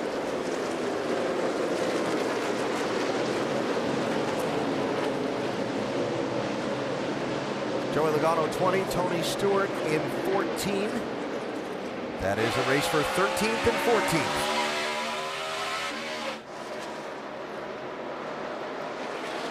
And 17 of Kenseth picking up a spot on Paul Menard. That's 8th position. Jeff Gordon continues to be all over the back bumper of Jimmy Johnson. He'll be all over him for a set of corners. Then Jimmy will pull away. Then Jeff will catch back up. Yeah, Gordon wasn't, he ran up to the top 5 and then he fell back. And I watched him during a run back about 100 laps ago. He really moved up to the top part of the racetrack, picked up a lot of speed. And this is certainly by far the best his car's been. Yeah, I watched that same thing, Dale. What happened was Dale Earnhardt Jr. was working the top way up top, and he was catching Gordon. I think Gordon looked in the mirror and saw how far up he was. And he went up there, Gordon did, and he took off. I mean, he picked up a couple of tenths. You saw the leaders overtaking Sam Hornish Jr. back on track after 144 laps behind the wall with repairs to his car. And while this race for the lead settles in for a second, Brad Keselowski involved in bringing out the last caution. His car went behind the wall. Doc? They thought it was going to be a simple just reset the toe-in issue, but that's not the case. They have front-end suspension damage. They're going to have to peel part of the front end away and get it fixed. I talked to Brad a moment ago. He said, you know what? The 47 turned me, but he said, you know what? That wasn't his fault. I was just slow and in the way. I don't blame him at all. They're going to try to fix it and get him back out. So a tough night for Penske Racing. The troubles earlier for Hornish. And now Keselowski behind the wall. His bid for 3 straight wins here at Bristol will come up well short. 209 laps left to go. Jimmy Johnson, who started back in 37th spot, has persistently driven toward the front. They've played a little strategy to get to the lead as well. See how our drivers are doing in AT&T's Fastest Driver Challenge tonight at Bristol. The top 4 qualifiers. Looks like Greg Biffle is running ahead of that pack. Remember to text FAST to 34763 and play AT&T's Fastest Driver Challenge. Or visit AT&TFastestDriver.com. You could have a chance to win 4 Gs just by playing. Jimmy Johnson, Jeff Gordon, running 1 and 2. Gordon continuing to try and find a way around his Hendrick Motorsports teammate, but not quite finding that avenue. They are up front on a race that's featured a wild swing of pit strategies. We've got drivers on about 3 different pit stop schedules that have shuffled people from the front to the back to the middle of the pack, back to the front again, and projecting forward how it's going to turn out in the end. We'll talk about that in a minute. First, couple other people having some good runs tonight that have attracted our attention. I think Danica's done an incredible job to get back on the lead lap. No way I thought she'd be on the lead lap at 300 laps in this race, and she's doing a really good job. Probably the best she's run all night is now.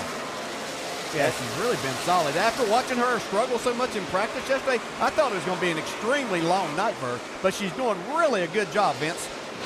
Yeah, she's been fighting a little bit of a loose in the center condition. They've been keeping 4 tires on her. Greg Zipadelli, working as her crew chief this weekend, said our goal is to run 500 laps. She did a great job last night in the nationwide race, finished 9th, and she's doing a nice job staying on the lead lap here in this Cup race. Her first time in a Cup car at Bristol. Mission accomplished so far, running every lap. Also catching our eye is Kurt Busch in the 51 car. Had some contact, knocked him into the wall, knocked the entire deck lid off on that car. Had a pit road speeding penalty. This car, to the eye, just doesn't look like it's handling well. But boy, he's driving the wheels off it. I don't know. I mean, all these drivers are having, we talked about they were going to have to drive hard tonight, but nobody could possibly be driving harder than Kurt Busch here tonight. Doing a really good job in this James Spence machine. Yeah, another one is 36. You see there, Dave Blaney just in front of Kurt Busch. He's on another pit strategy right now, but he's been up front quite a bit tonight. Has a great car. And like you say, I don't know, Alan, what this is going to mean. This pit strategy like is all over the map. I can't tell. I couldn't quite pick a winner right now on who I think is the favorite at this point. But we do have a key number in mind. See that lap counter top of the screen as Tony Stewart starting to slip around a little bit. That lap counter top of the screen, we think when that lap counter hits 340, then you're going to see the final gambit played on the winning pit strategy. Yeah, once everybody's finally made that last stop, you'll know where we stack up. But right now, it's just been on that split. Every time the caution comes out, we've really got about 3 schedules going on right now on the track. I think every race I've ever been a part of or watched here, you always have a segment where you get a long green flag run, almost to that point to where you were going to have to make a green flag pit stop. With these different strategies right now, I think things are spread out here quite a bit. We may see that come into play before this is over. Interesting. So looking back through the top 10, Jimmy Johnson, Jeff Gordon, running 1 and 2. There's Denny Hamlin in 3rd. Made some bold moves a couple of times tonight. And had that contact on pit road we thought would damage the handling of his car. Not so. Maybe one of the more impressive drives of the night tonight has come from that man, Clint Boyer. Well, he's driven this car hard and been able to make passes, and when they've gotten off on their strategy, Clint's been able to make, or not necessarily off, but on the different strategy where he's back in the pack. He's been able to make passes on the inside, along with his teammate Martin Truex doing a great job. Martin running in 5th position. And you drop just a touch behind him to get back to Kevin Harvick in 6th.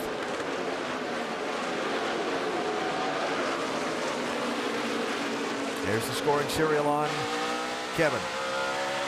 And the crew chief changed this week. They needed something different to shake this race team up and try to get them moving forward as the chase approaches. They're inside that top 10 right now. No victories, but a good run would go a long way, Vince. Yeah, he says the car is a little bit tight. The magic number for them is 366. That's the lap they want to get to make their final pit stop of the night. So you see, they've still got about just under 50 laps to go for Kevin Harvick to make that final stop. Little tight, but otherwise pretty solid night for these guys, all things considered. And running right behind Kevin Harvick, Vince, Dale Earnhardt Jr., Matt Kenseth.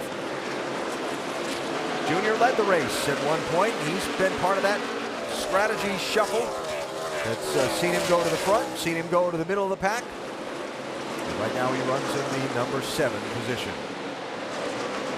Matt Kenseth, the highest running car that made the last stop. He's got the freshest tires on the track. Now he's run up to the bumper of Junior. See if he can make this pass. It could really benefit Kenseth if this stays green for another 40 or 50 laps here to work his way right towards the front of the pack. Now, just to give you an idea of some of the different pit stop schedules among the front runners, they're on the top 5 and when they stop last. So Jimmy Johnson has already been 130 laps out on the racetrack, and it won't be long before he'll need to make a visit to pit road. 179 to go at Bristol. Johnson and Gordon running 1 and 2. Caution is out at Bristol. Why in a moment? Pit road is open for the leaders, Vince. Jimmy Johnson coming in. He is the race leader. Says it's a little snug in the center. They're going to make right side tire change and also 1 round in the right rear. 1 round down in the right rear. Now they're going to change it up. Going to go to a 4 tire change for Jimmy Johnson. Also a 4 tire change for the 29 of Kevin Harvick. They're going to do it now so they don't have to take any later. Also a wedge adjustment for the 29, Doc. Maybe the final pit stop for the 24, Jeff Gordon. He's loose in 1, tight center off. They're going to take 1 round out of the left rear, 4 tires, and top it off. Got to get it full of fuel. Mike. The last time down pit road, the 11 took just left side tires. They've got 170 laps on those right sides, so they'll take 4 this time around, trying to free Denny Hamlin up. The 15 car of Clint Boyer taking 4 tires as well. The car started loose on that last run, but tightened up as it went along.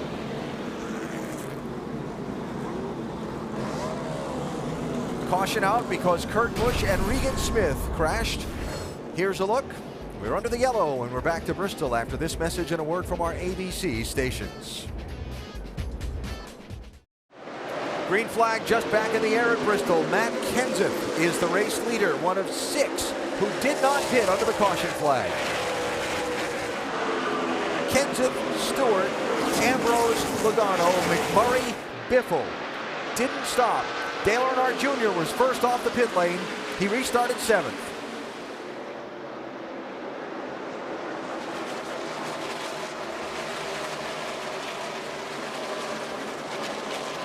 Look at this knot.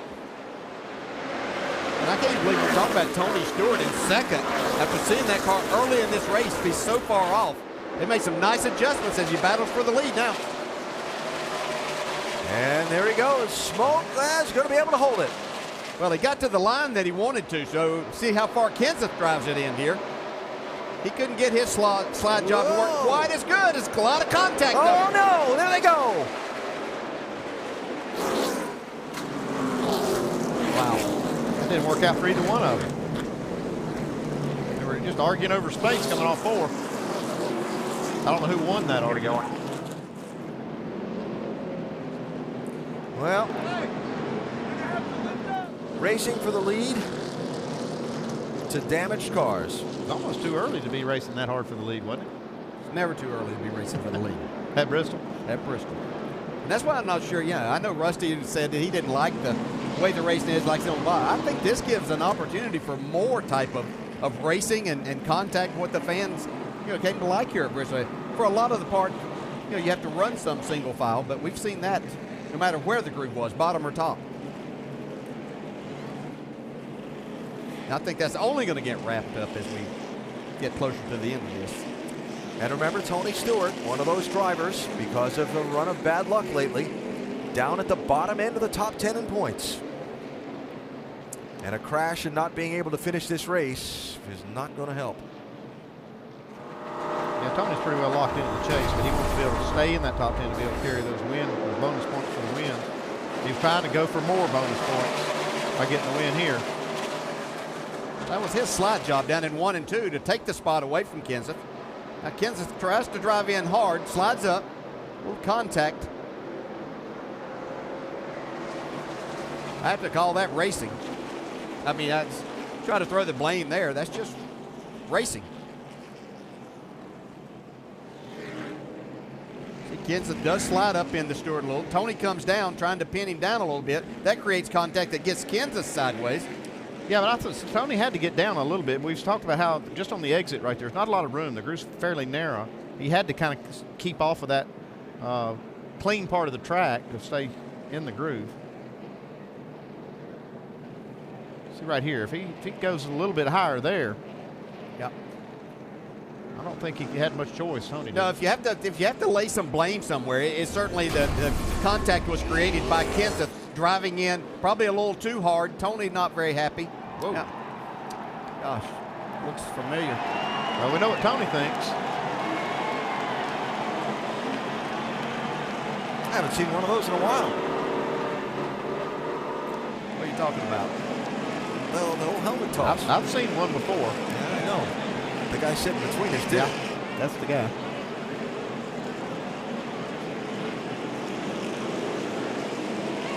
Well, from racing for the lead to a damaged car for the 17, from racing for the lead to a damaged helmet and a damaged car for Tony Stewart. In fact, the helmet held up pretty well. That's a perfect strike. That's a nice throw. You just used one hand, didn't you, Dale? Yeah, I'm right. I think he's got both in. Look at him. And the southpaw, too. Yeah.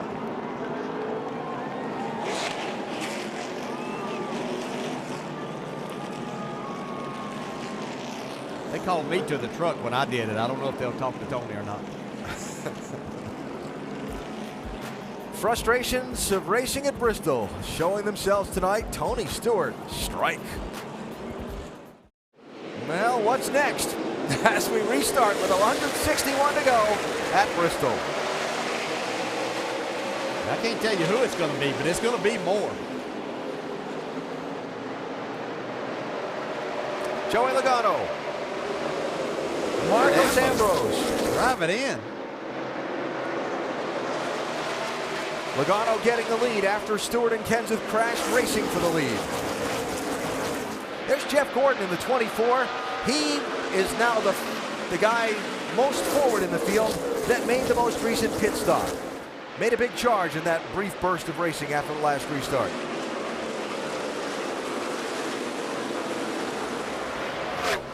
Biffle won last week. He's pretty much locked in the chase, definitely. Can lock himself in tonight.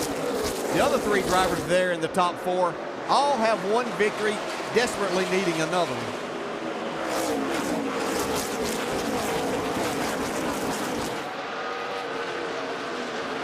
And an add-on on that picture as we watch Kevin Harvick and Jamie McMurray 29-1 and drop back to Dale Jr. in the 88. Yeah, Jr. just got really high up in 3 and 4, which is about as high as you can get, but he got really loose on the exit of the corner.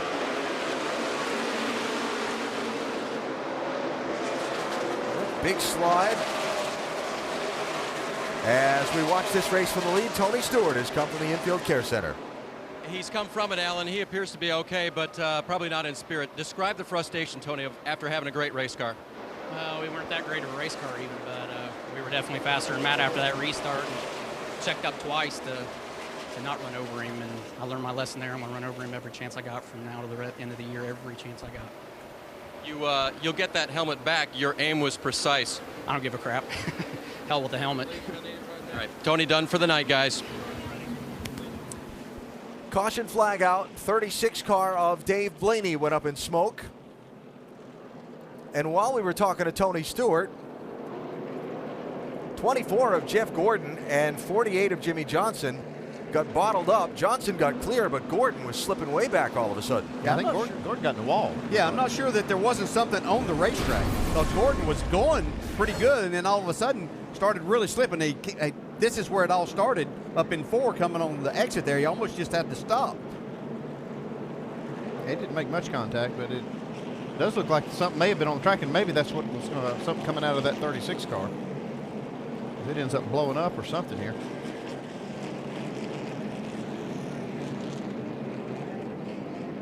Dave Blaney damaged in the accident a little while ago with Regan Smith and Kurt Busch.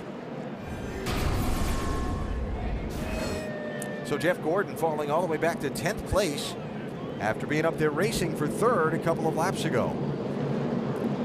Not many takers on pit road, but Dale Earnhardt Jr. is going to give up 12th spot for a stop. That might not be a bad move because he can make it from here, I think. On fuel, he may be planning on that being his last stop. And all right, come on in here. 3, 2, 1. 4 tires. 4 tires. I'm pretty sure pit road was open at that I don't believe it was. No. Mistake there. Big time.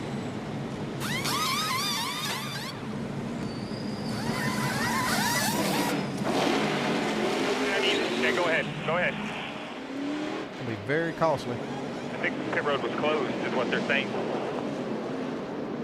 All right, Vince. Yeah, Jimmy Johnson not close enough to the window, but they said they're going to come anyway. You never know how many yellows they're going to get, so it's just going to be right sides and fuel for the 48 of Jimmy Johnson.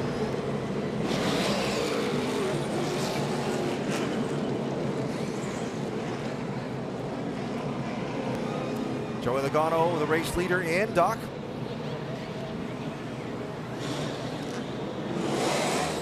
'24, Jeff Gordon coming in. He said there's got to be something on the racetrack. Got to be oil. I hit something. I just slid up into the wall. I wanted to just top it off in fuel. Whoa! How about the 9 car, Mike?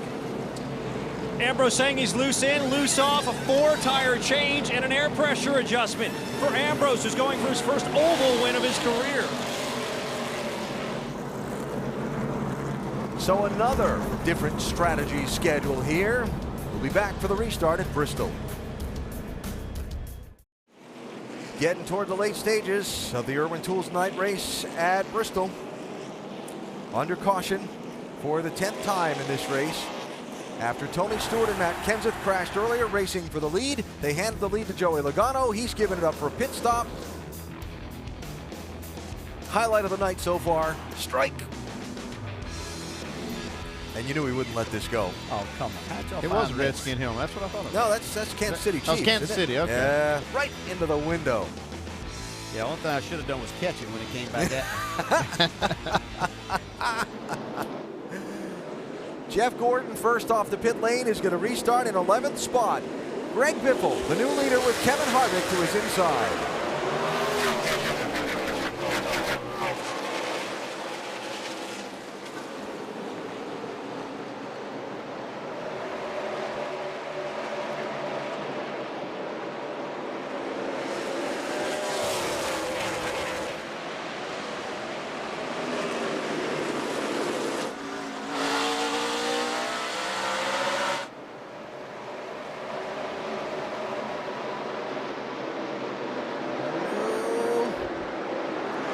desperately trying to make that pass here early on in this restart. Not going to make it happen. Comes Kyle Busch. It's getting crowded up front. Feel the heat turning up.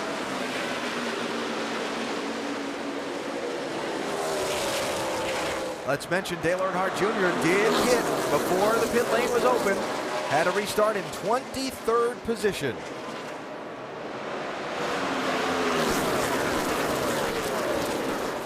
Tony Stewart coming back onto the racetrack.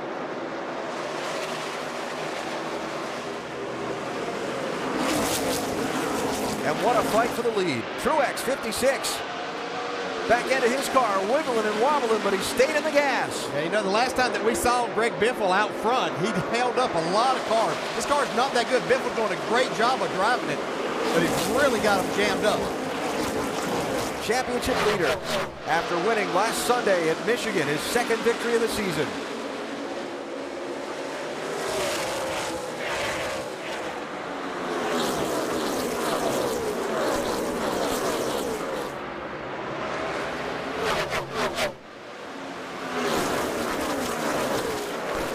Oh, three wide.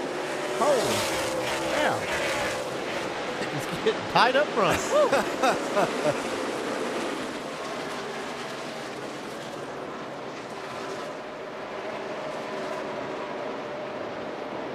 Truex faster, obviously, than the man he's trying to pass. But Tony Stewart and Matt Kenseth provided the lesson that there's still a lot of racing to go. And you can lose a chance to win really quickly here. And watching Truex tonight, I haven't seen him really be able to make that pass going below. Let's see if he's able, if he's got his car good enough now to make that happen. Kyle Busch having to give up that inside line, falls back to fourth. Denny Hamlin would have been for second down low. Now we've seen him be able to make passes on the bottom.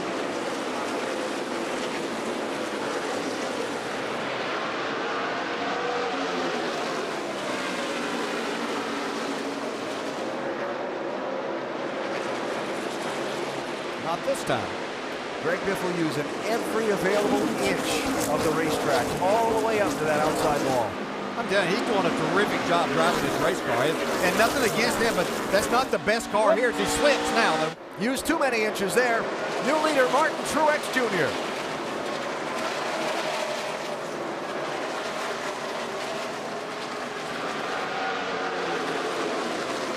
Now Denny Hamlin in second. And Biffle left the race for third with Kyle Busch.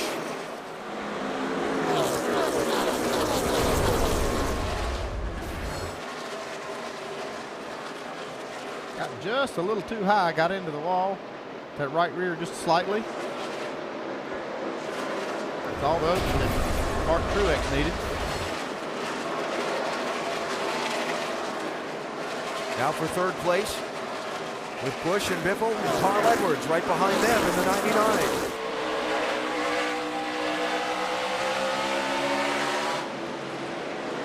And still a whole element of pit strategy hanging out there on the table also.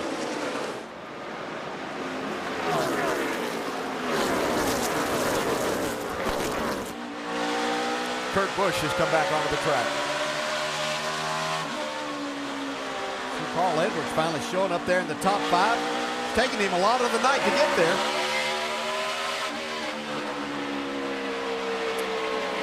What, Truex has not been able to get away. He got the lead, but Denny Hamlin got through to second, and Hamlin is all over Truex's back bumper. 130 laps to go. Martin Truex Jr. out in front. The fastest stats brought to you live all race long by the new Sprint Direct Connect, part of the fastest push-to-talk experience. Upgrade to the new Dawn. Jimmy Johnson started back in 37th place.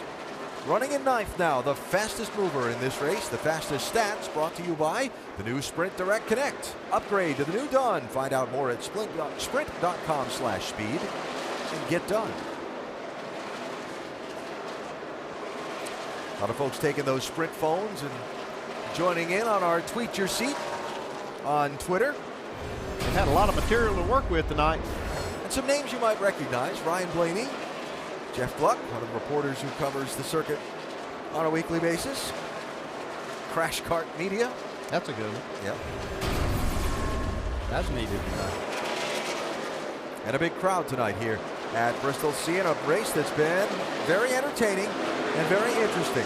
We've had 10 caution flags so far. We've had everything from a great variety of pit strategies that have shuffled guys from the back to the front to the back all race long, to a crash among two of the sport's big stars racing for the lead and a helmet toss, to a very hard-fought go for the lead right now as Martin Truex Jr. tries to hold off Denny Hamlin for that #1 spot. Different things that have happened that impact the championship and the wild card base. Ryan Newman involved in a crash earlier tonight.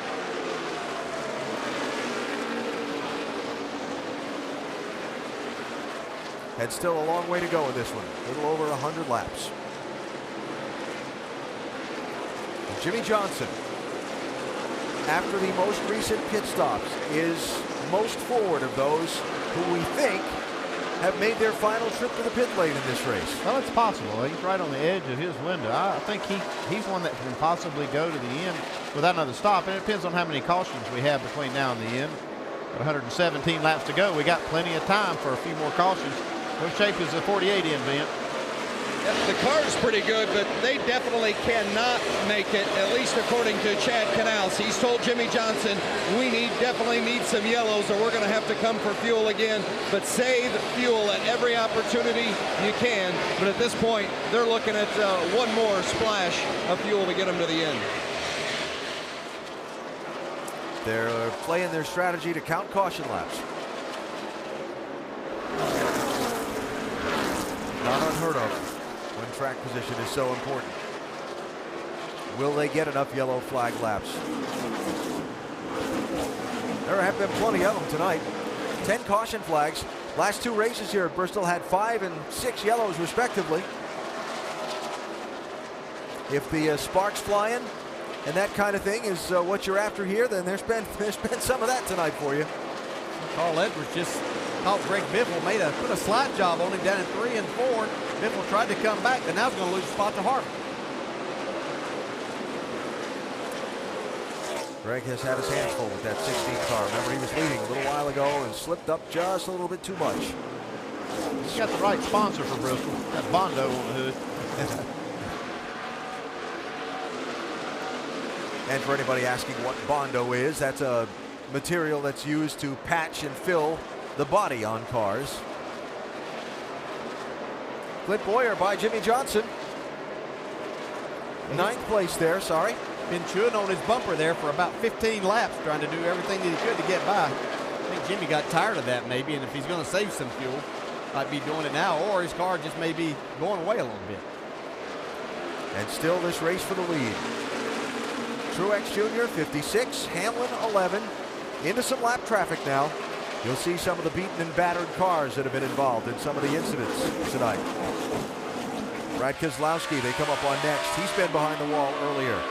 65 laps down in 30th place. After winning the last 2 straight races here at Bristol.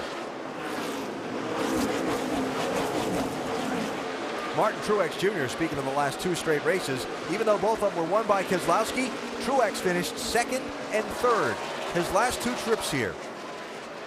As you watch Boyer pick up another spot, that's 8th place on Brian Vickers. Vickers has come back from 2 laps down, an unscheduled green flag pit stop. He got 2 free passes, and he's back in the top 10. Yeah, Brian once again doing a really nice job in this 55 car, 7 for Mark Martin.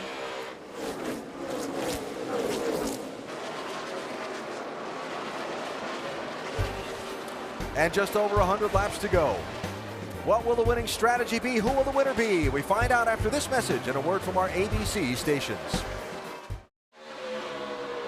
Looking ahead to next weekend as we run out the final laps in Bristol, the NASCAR Nationwide Series at the high-speed Atlanta Motor Speedway next Saturday, ESPN2 at 6:30 Eastern. Then next Sunday night, the NASCAR Sprint Cup Series from Atlanta on coverage presented by Pennzoil, 6:30 Eastern on ESPN, the once-a-year race at that high-speed 1.5 miles that the drivers love so much because you can race all over it, top to bottom. Jeff Gordon, the winner there a year ago. Martin Truex Jr., the race leader, coming up on Danica Patrick to put her a lap down. Still on the lead lap after 406 laps tonight. Fighting to stay there. In her Sprint Cup debut here at Bristol. That's pretty good. Whoop, whoop, whoop. Truex gave up that outside lane. It's going to cost him the lead. Now Hamlin has to get by the 10. Hamlin has been able to go to the bottom and make some passes, though. You really have to set up where you decide to make that move to where you can get the drive off. See if Denny's able to do that.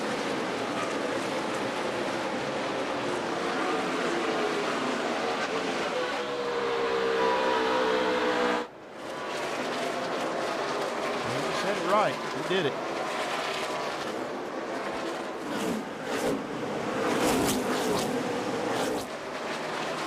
And Truex gets by. So new leader now, Denny Hamlin.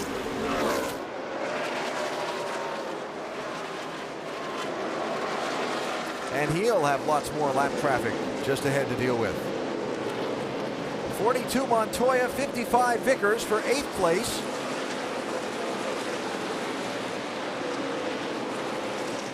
Montoya started back in 28th place. Used a two-tire strategy on their first stop, well actually on their first several stops, to get and maintain track position. And a nice drive tonight for the 42. Vickers has come back from 2 laps down after an unscheduled green flag stop for a tire going down. Got 2 free passes. Caution, trouble, turn 2. Casey Mears. Left rear flip. 14. Now pit down here. Just come on to pit. And yellow flag number 11 tonight. Yeah, I'm coming to pit road now.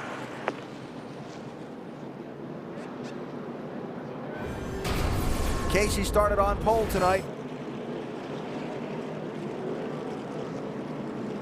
Yeah, it looked like that tire maybe had gone down as he started at the end of the corner. Looked like Regan Smith maybe couldn't quite get away from him. Oh, keep that right front clear. Make sure we don't lose no lap, Jason.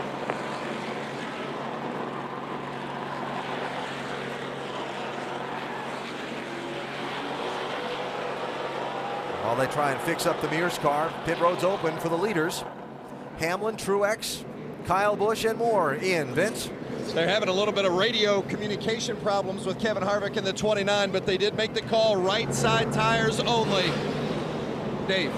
Kyle gives up 3rd. He will get a track bar adjustment and right side tires for a tight race car. Mike? Denny Hamlin saying his car is getting a little bit tight as the run went on. They're going to go with left sides only. This is the second time they've done that today. Last time it worked pretty well. He's away. Meanwhile, Martin Truex Jr. on pit road. He works on right sides only. He's away. Denny Hamlin leads off the pit lane, but he will not be the leader when the race restarts. We'll come back for the green flag.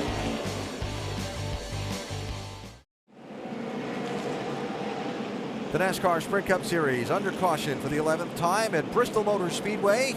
Inside of the final 100 laps, another strategy shuffle finds our ESPN in-race reporter for the night, Carl Edwards, in the race lead. Carl, Dale Jarrett, you have a copy? I got you, Dale. Well, looks like you finally got that thing to the position you've been looking for all night. Can you keep it there? Well, I think so. The car is real fast around the top, and we'll get the good starting spot here, so hopefully we can make it work. Problem I got is Chad told me to pit. I didn't pit, so hopefully we got enough fuel. All right, getting 1 to go. Good luck, man. Well, there's a bit of news revealed by our in-race reporter.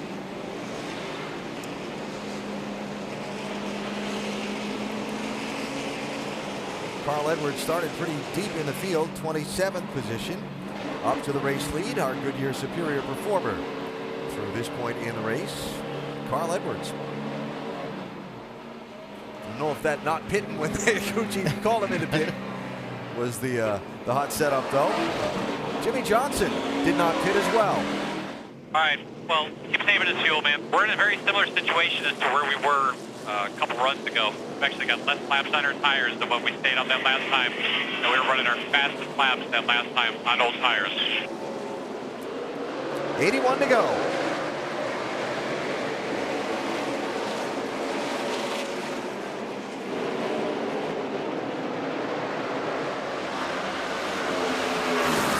car Regan Smith smoking. Remember, he had the contact with Casey Mears in that last incident. First off the pit lane was Denny Hamlin in the 11 car for the restart. He lined up 8th. And moving forward in that outside lane.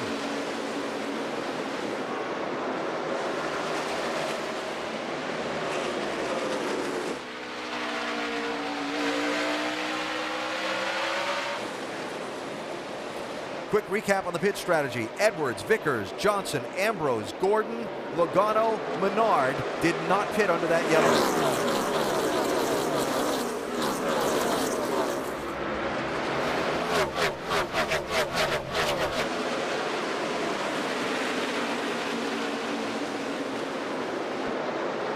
Caution, debris, a bumper bar reported to be down in turn 1.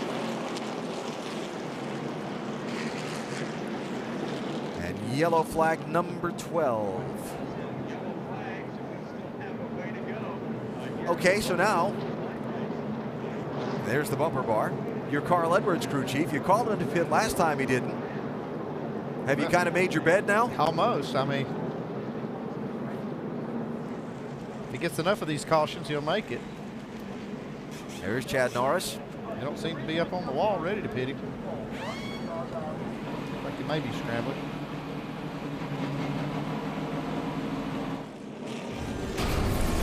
If that bar came out of Regan Smith. There's a good chance of it. There it is. And Greg Biffle contact also.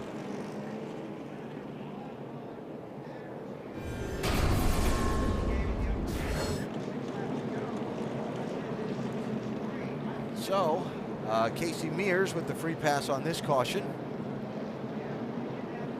And let's see what happens, as pit road will be open to the lead lap cars when they reach turn number 2.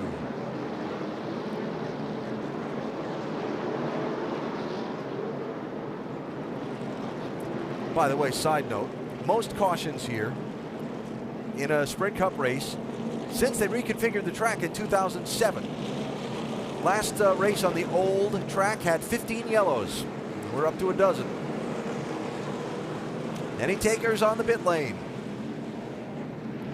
It's like Carl staying out. I think it's going to be kind of a quiet place. Back for the restart in a minute. ESPN's coverage of the NASCAR Sprint Cup at Bristol on ABC. Brought to you by AT&T, the nation's largest 4G network. AT&T, rethink possible. Just joining us, we're in the final stages of tonight's NASCAR Sprint Cup Series race at Bristol. Where you been? You missed a lot. It's been kind of an action-packed night here in Thunder Valley. Look at some of what's happened. Ryan Newman, one of the drivers fighting for a place in the chase.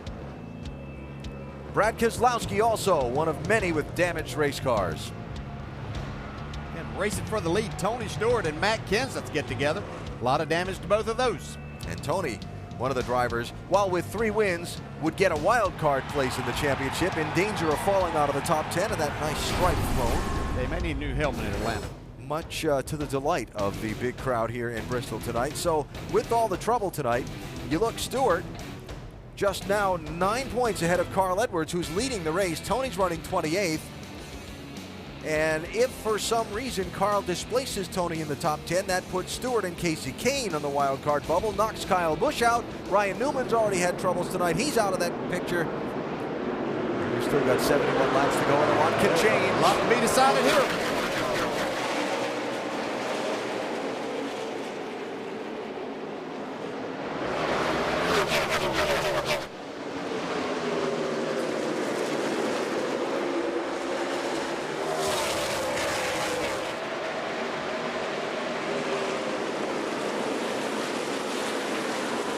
Carl Edwards, Brian Vickers for the race lead. Jimmy Johnson, Denny Hamlin right behind him for third.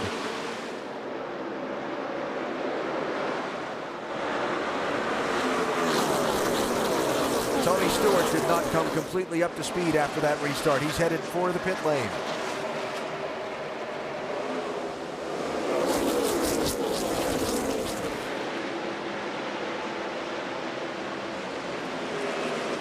Kyle Busch, 18. Martin Truex, 56. Joey Logano, 20. All been up there fighting for the lead at one point or another tonight. Right now they're 7th, 8th, and 9th.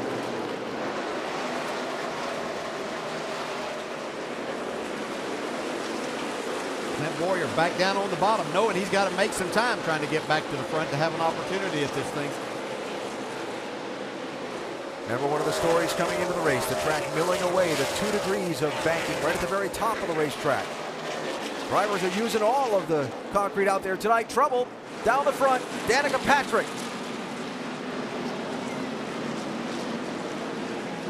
That's unfortunate. Boy, she's done a great job for 434 laps here tonight. So far, how bad is it? It's done. And number 13 is unlucky for Danica Patrick. She There, was bring running it to the pits, please. 19th. We'll go.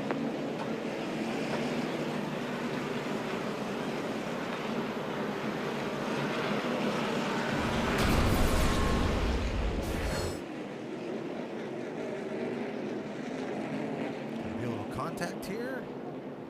Oh yeah. Yeah, that's real unfortunate. You know, she did have an incredible race going to be on the lead lap at 435 laps.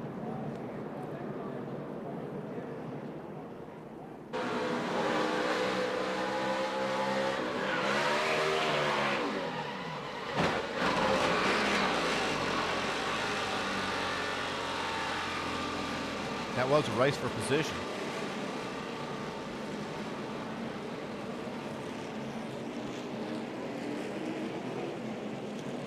Yeah, a lot of damage. Front stretch wall has been an unfortunate place for Stewart Haas Racing Yeah. tonight. All 3 cars hitting. Yeah. Ryan Newman, then Tony Stewart, now Danica Patrick.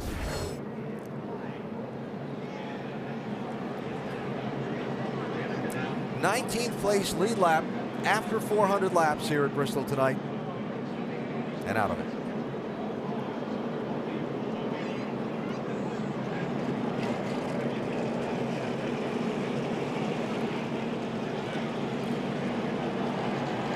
It's so frustrating as a driver.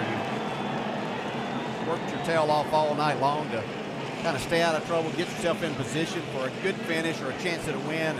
But that's Bristol. That's what we come to expect here and what the fans have come to expect. And we're seeing a lot of contact tonight. We're going to see another helmet toss. A finger point. Yes.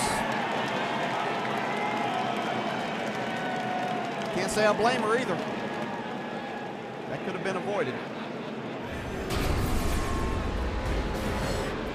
Caution out, 13th time, Danica Patrick involved.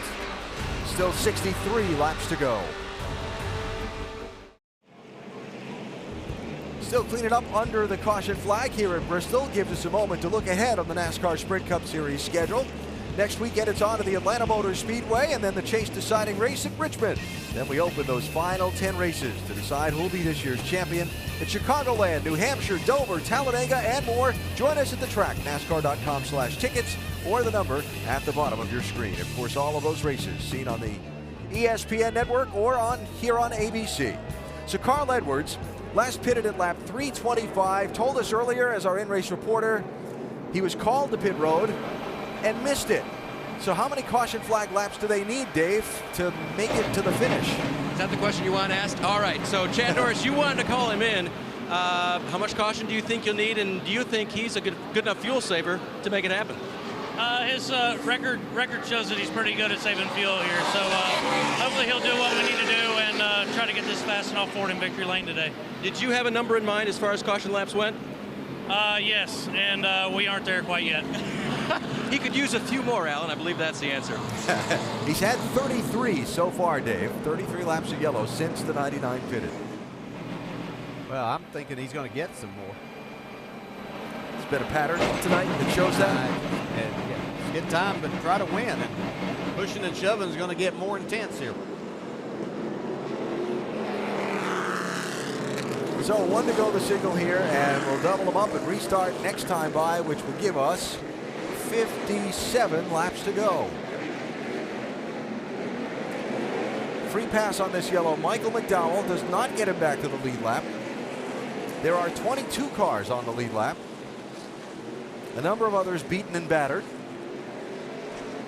One of them, Brian Vickers, he was in a skirmish earlier, lost 2 laps. Here he is starting up on the front row for a chance to win. I'd have to say Carl's biggest problem now is that he's not the caution that they're looking for to get some laps, because they're going to be chewing on the back bumper of that Ford trying to get the lead. I'll bet he doesn't give it up easy.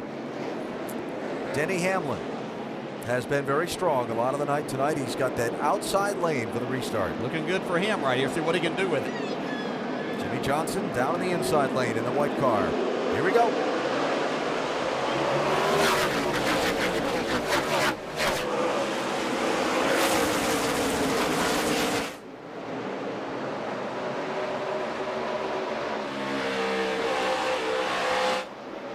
Brian Vickers drove it hard into the corner, got a good run off.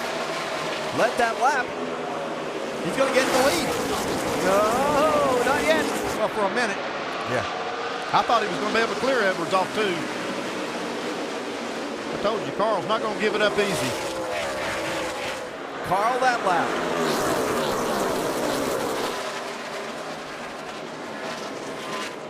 Well, Vickers is in such a tough spot right here. He knows it's going to be difficult to make this pass. He had a chance to slide up into second. That's gone now. Edwards clears. Denny Hamlin does indeed get through to second. While we watch this on the track, we check in with Doc. Danica Patrick has been released from the medical center. Danica, what happened with you and Regan? Obviously, I have not seen a replay. I just got out of medical, so I would like to see it. But from what I hear, you know, we're all racing hard. This is Bristol. I think this is why people love this track, is because you see a lot of that, and you see, I think Tempers Flare is usually part of the broadcast when they describe what's going to happen. And you know, it was just a bummer because I really felt like the GoDaddy car was going to get a solid, maybe top 20 finish and on the lead lap, and that wouldn't have been something that I would have thought would have happened tonight. So the team did a great job, and everything was running really smoothly. So it's a shame that we lost that. But you know, Bristol is a place where you find out who's playing fair and who's not. She was having an impressive run there, Alan. I like that line. Where you find out who's playing fair and who's not. So Patrick is out of the race. I will say this about Danica. Her car was totally clean with that incident. Playing fair all night. Yeah. Brian Vickers wants the lead of this race. He did a great job. Once he slid back into third, Hamlin tried his shot at Carl Edwards. He held him off. Vickers was able to take that second spot away. 56 Truex, 88 Earnhardt Jr., 11th and 12th. Casey Kane in the 5 there, who's recovered from some earlier problems when he got in some oil put down by another car while leading the race and lost laps on pit road getting that car repaired.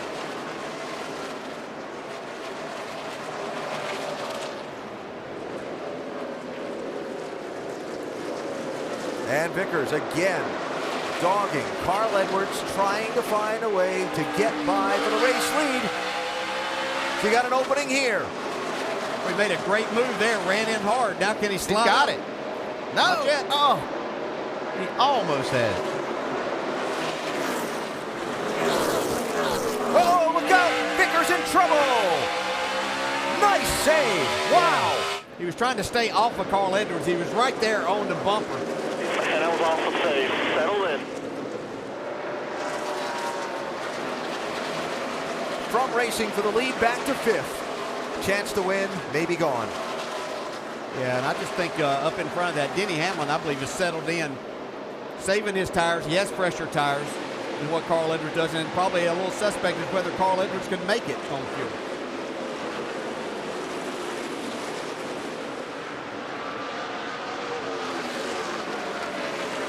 Racing for the lead Brian Vickers trying to race cleanly underneath Carl Edwards, and watch the hands inside the windshield of this 55. You can see he's just on the back bumper cover there. Look at Vickers work the steering wheel. That's some driving right there. Like I say, great save too. Very nice. And Hamlin now with a big run at Edwards. He'd been a couple of car lengths off him. Car slipping way wide in the middle of the corners the last few laps.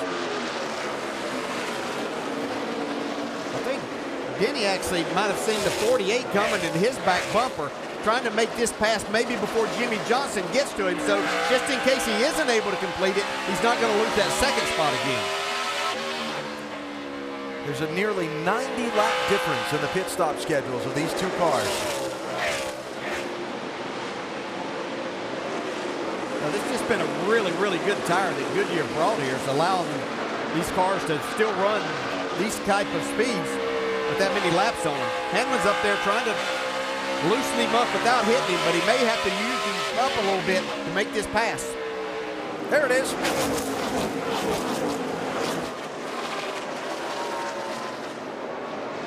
Now, can he put the slide job on him? And Carl with the crossover. Carl going to be able to put the slide job on. He's going to have to, or rub him. Here comes Johnson, maybe 3 wide before this is over. Hamlin to the lead.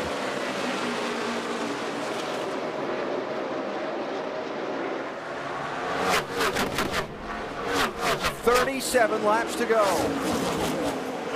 Well, Hamlin did a great job there. He just had to trust that Carl Edwards with a big run back at his rear bumper wasn't going to take him out.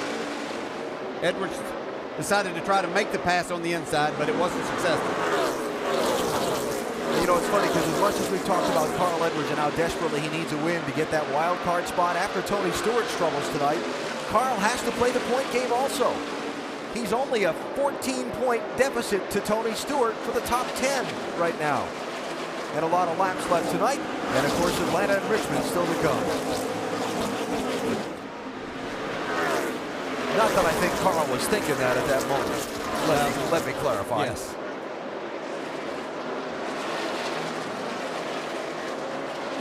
Look at that. Look how tight the fight for 10th is closed up tonight. And the fight for second on the track. Jimmy Johnson with a big drive in.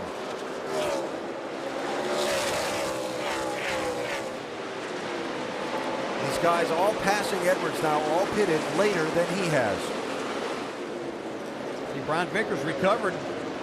He's right there with Jeff Gordon, trying to get back in the mix. This thing's far from over.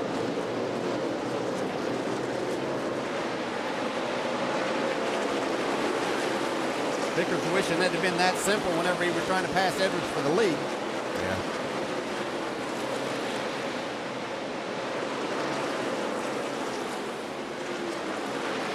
So no troubles for Denny Hamlin to make it to the finish on fuel. Probably Johnson and Gordon have gotten enough caution flag laps to make it too. Yeah, I think they're okay. Brian Vickers, though, you can see he's the one that's been out there the longest. And we heard Carl Edwards crew chief Chad Norris tell Dave a little bit ago that he'd like a few more.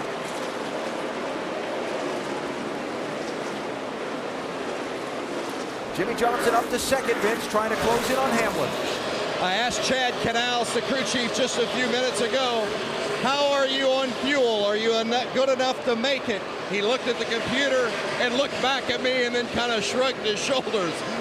He wasn't going to tell me, but then he came over the radio a short while later and told Jimmy Johnson, I think we're good. He almost sounded surprised when he said it. It's going to be close.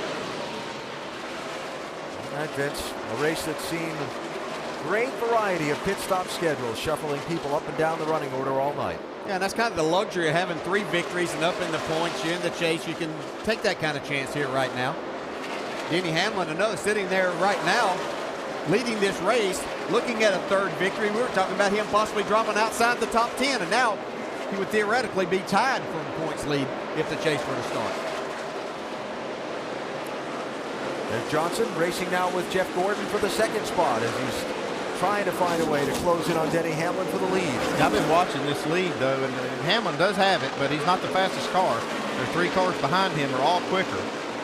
If he had a caution, he might be in trouble. Yeah, and he's also approaching a lot of lap traffic that may slow him down a little bit. It's got to make you miserable when you're leading the race here, right? Seeing all those lap cars ahead. Gosh, yeah, you just wonder what kind of break they're going to give you. Are you going to catch them at the right spot? Because it can happen just so quick. All it takes is just catch them at the wrong spot. You're out of the gas for a split second, and then you've got 2 or 3 cars on your rear bumper. Statistics say Denny Hamlin's in good shape. But then there are those other 5 races.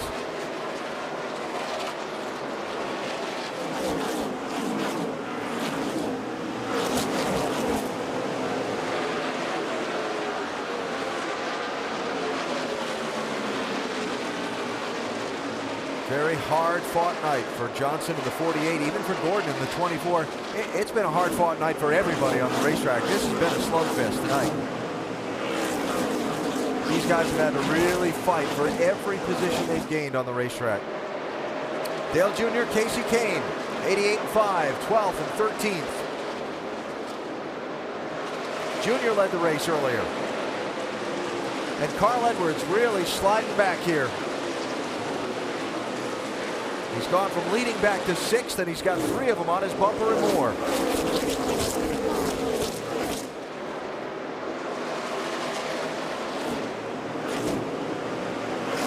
And you can see those hands working that wheel. He's really sliding around a lot.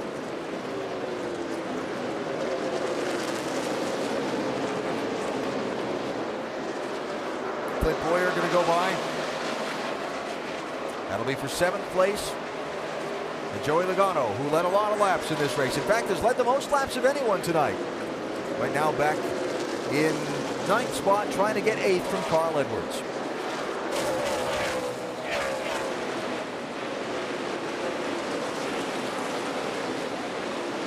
Wow. Logano just barely missed as he put the slide job on Edwards, just barely missed getting into Clint Boyer. Boy, Edwards sideways off the corner. He's just out of grip. Just hanging on. Paul Menard, 27. Casey Kane in the 5. The big penalties issued to the 27 this week. The team appealing. So Slugger Larry, the crew chief here at the racetrack. NASCAR telling us because of things that are going on this week and rules meetings that NASCAR has already scheduled. They don't know that the appeal for the 27 will be heard yet this week. So they expect Slugger Larry probably will still be with this team at the Atlanta race next Sunday also.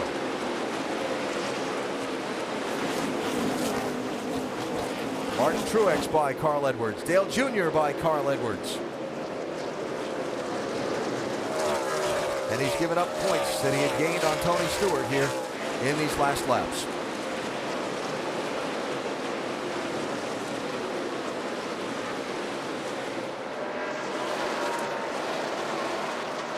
Kyle Busch. Clint Boyer racing for 6th place.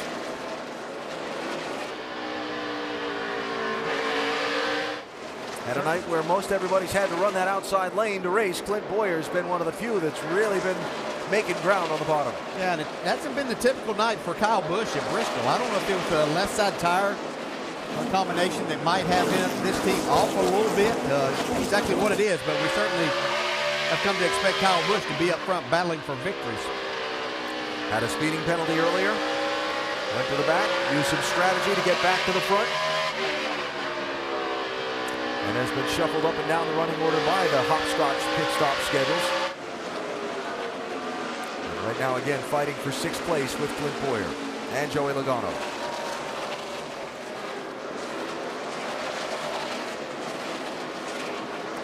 Nothing happening up front. Denny Hamlin still with a clear lead on Jimmy Johnson.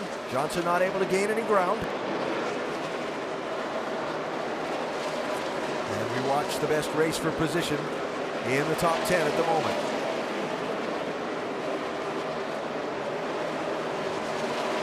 What a rally for Casey Kane in that 5 car. Yeah, he got in some oil put down. Somebody busted an oil cooler. Got in the wall really hard, lost a lap fixing it. Got it back. Now he's raced his way all the way up in the top 10. And he was leading when he got in that oil, and they'll leave tonight wondering what if. Well, everybody's raced at Bristol and had a good car. Is always left here at some point in time thinking that very thing.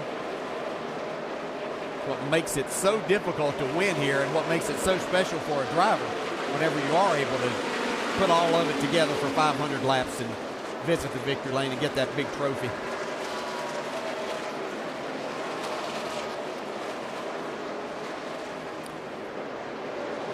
And as these drivers continue to race for positions behind race leader Denny Hamlin, we focus up front as we move to the final 5 laps.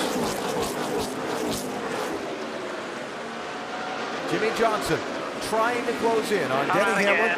That's Carl Edwards off the pace. Chad Norris said he needed a few more. All right, guys, here we come. 4,000. Probably on attack here. 4,000. That's going to be a tough way to end the night. Fuel only here, guys. Fuel only.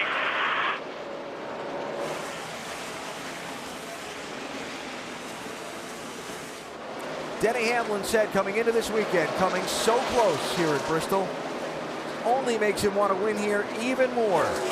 Best Bristol finish, a runner-up finish. The last 5 times he's been here have not been top 5 results.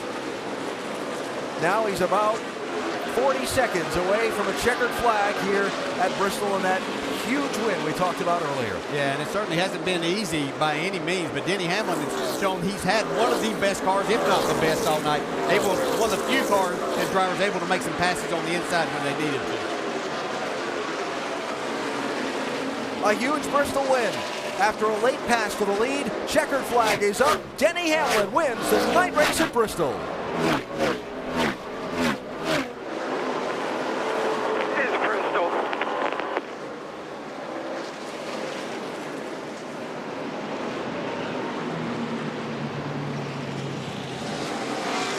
I'm so damn happy. That's what I'm talking about. Hell yeah. Awesome job, dude. Awesome job. Coach Gibbs in the middle of his team there.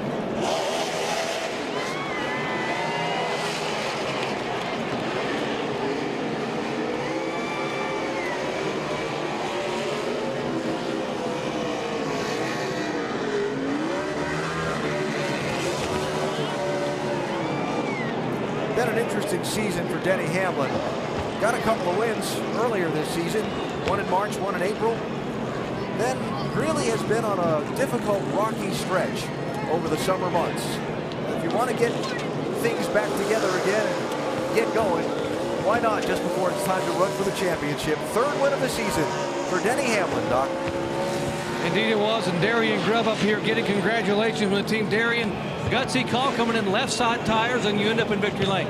Yeah, it's worked for us a couple of times, the way the wear was going and everything else. Goodyear did an awesome job with the tire they brought here. Gave us some options to be able to go out there and play, and it was a great night for Denny and the whole team. The pit crew did an awesome job. Just a great team effort and a fast race car. Trying to hang on to the chase spot. What does this mean to you and this team now? 3 wins on the season. We feel like we're making up for some of those that got away earlier in the season, so this should pretty much lock us in now for the chase, so we can keep going to building our momentum and going in the chase to win this championship. Darian Grubb, guys, locked in and momentum now for the chase.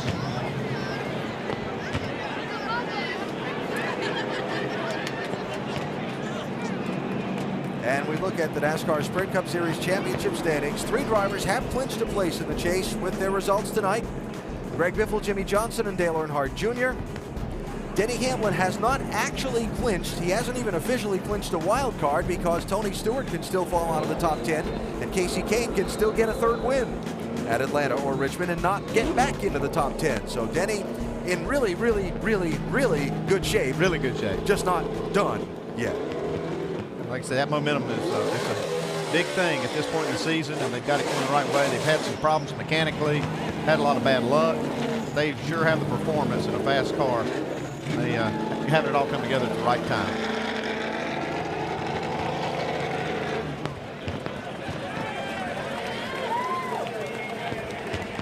All right, while Denny takes a minute to get unbuckled and get the helmet off, let's hear from the runner-up tonight. Dave? That would be Jimmy Johnson climbing from his car after a good discussion with his teammate there. Hard-fought night tonight. You finished 2nd. How would you assess it?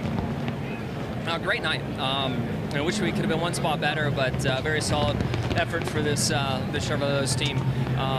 you know, we got messed up in practice and had to start in the back and had a bad pit stall and no track position, but really had a great strategy and a fast car and made the most of it today. So very proud of this whole race team, and also very proud to have clinched. I got my clinch hat on. Glad to be locked into the chase. It's something that I'm very proud of to have made it each year. And now it's time to get to work and focus on those 10 weeks. Looks good on him. I think the competition, though, might think otherwise. Jimmy Johnson in the hunt for championship number 6, locking in his place tonight. Denny Hamlin in victory lane with his 3rd win of this season. He's driven up on top of the building to celebrate at Bristol.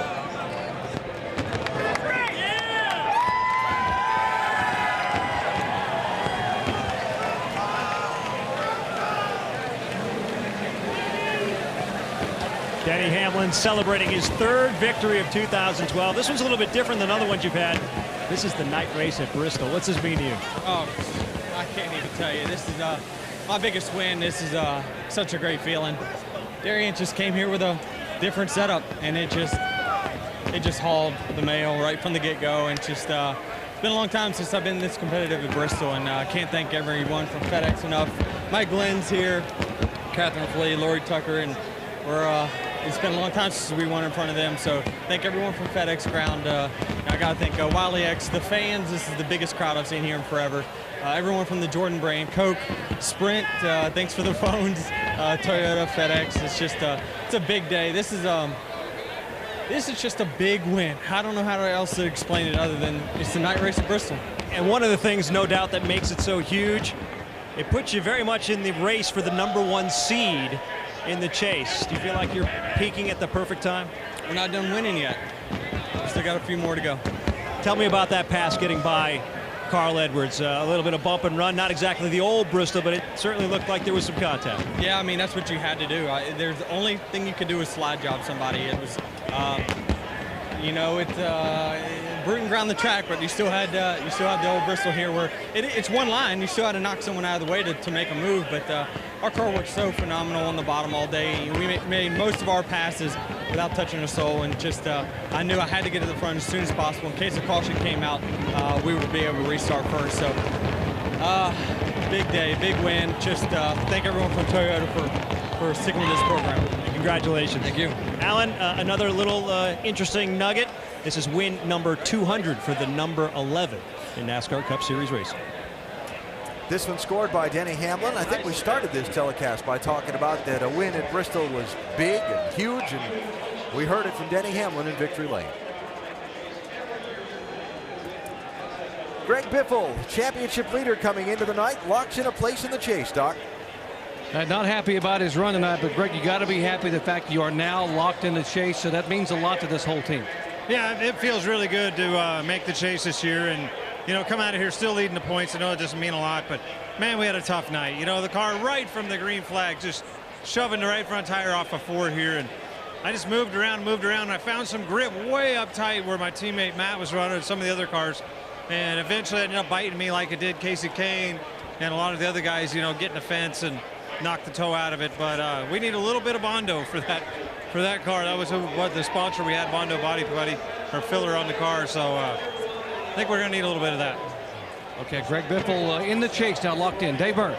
That'd be the same for Dale Earnhardt Jr. Finished 12th tonight, but clinched your place in the 2012 chase. How do you feel about that? Yeah, I feel good about it. We worked real hard all season. I want to thank my guys. They did a good job every week, give me a good strategy. We made a little mistake and come down a close pit tonight.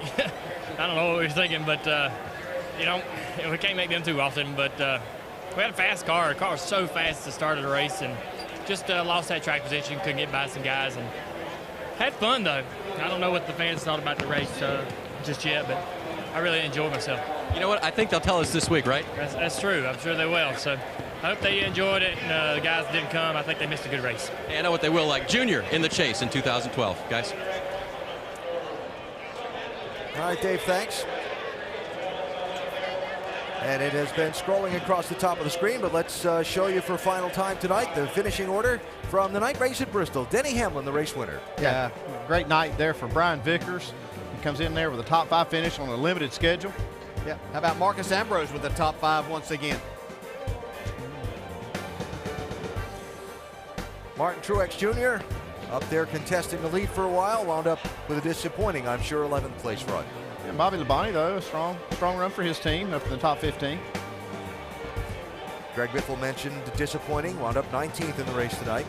And a lot of guys that had trouble. Carl Edwards ran out of fuel with 5 to go. Yeah, it's unfortunate. Casey Mears in 21st led a lot of the first part of this race from starting from the pole. Matt Kenseth, Tony Stewart, they provide us a lot of action tonight. Crashed racing for the lead. And the final finishers in the night race at Bristol. So 2 races to go until the chase. And it's on to the Atlanta Motor Speedway next weekend. NASCAR Nationwide Series, ESPN2 Saturday. NASCAR Sprint Cup Series next Sunday night on ESPN at 6:30 Eastern. Denny Hamlin, the race winner tonight in Bristol. Thanks for watching ESPN on ABC.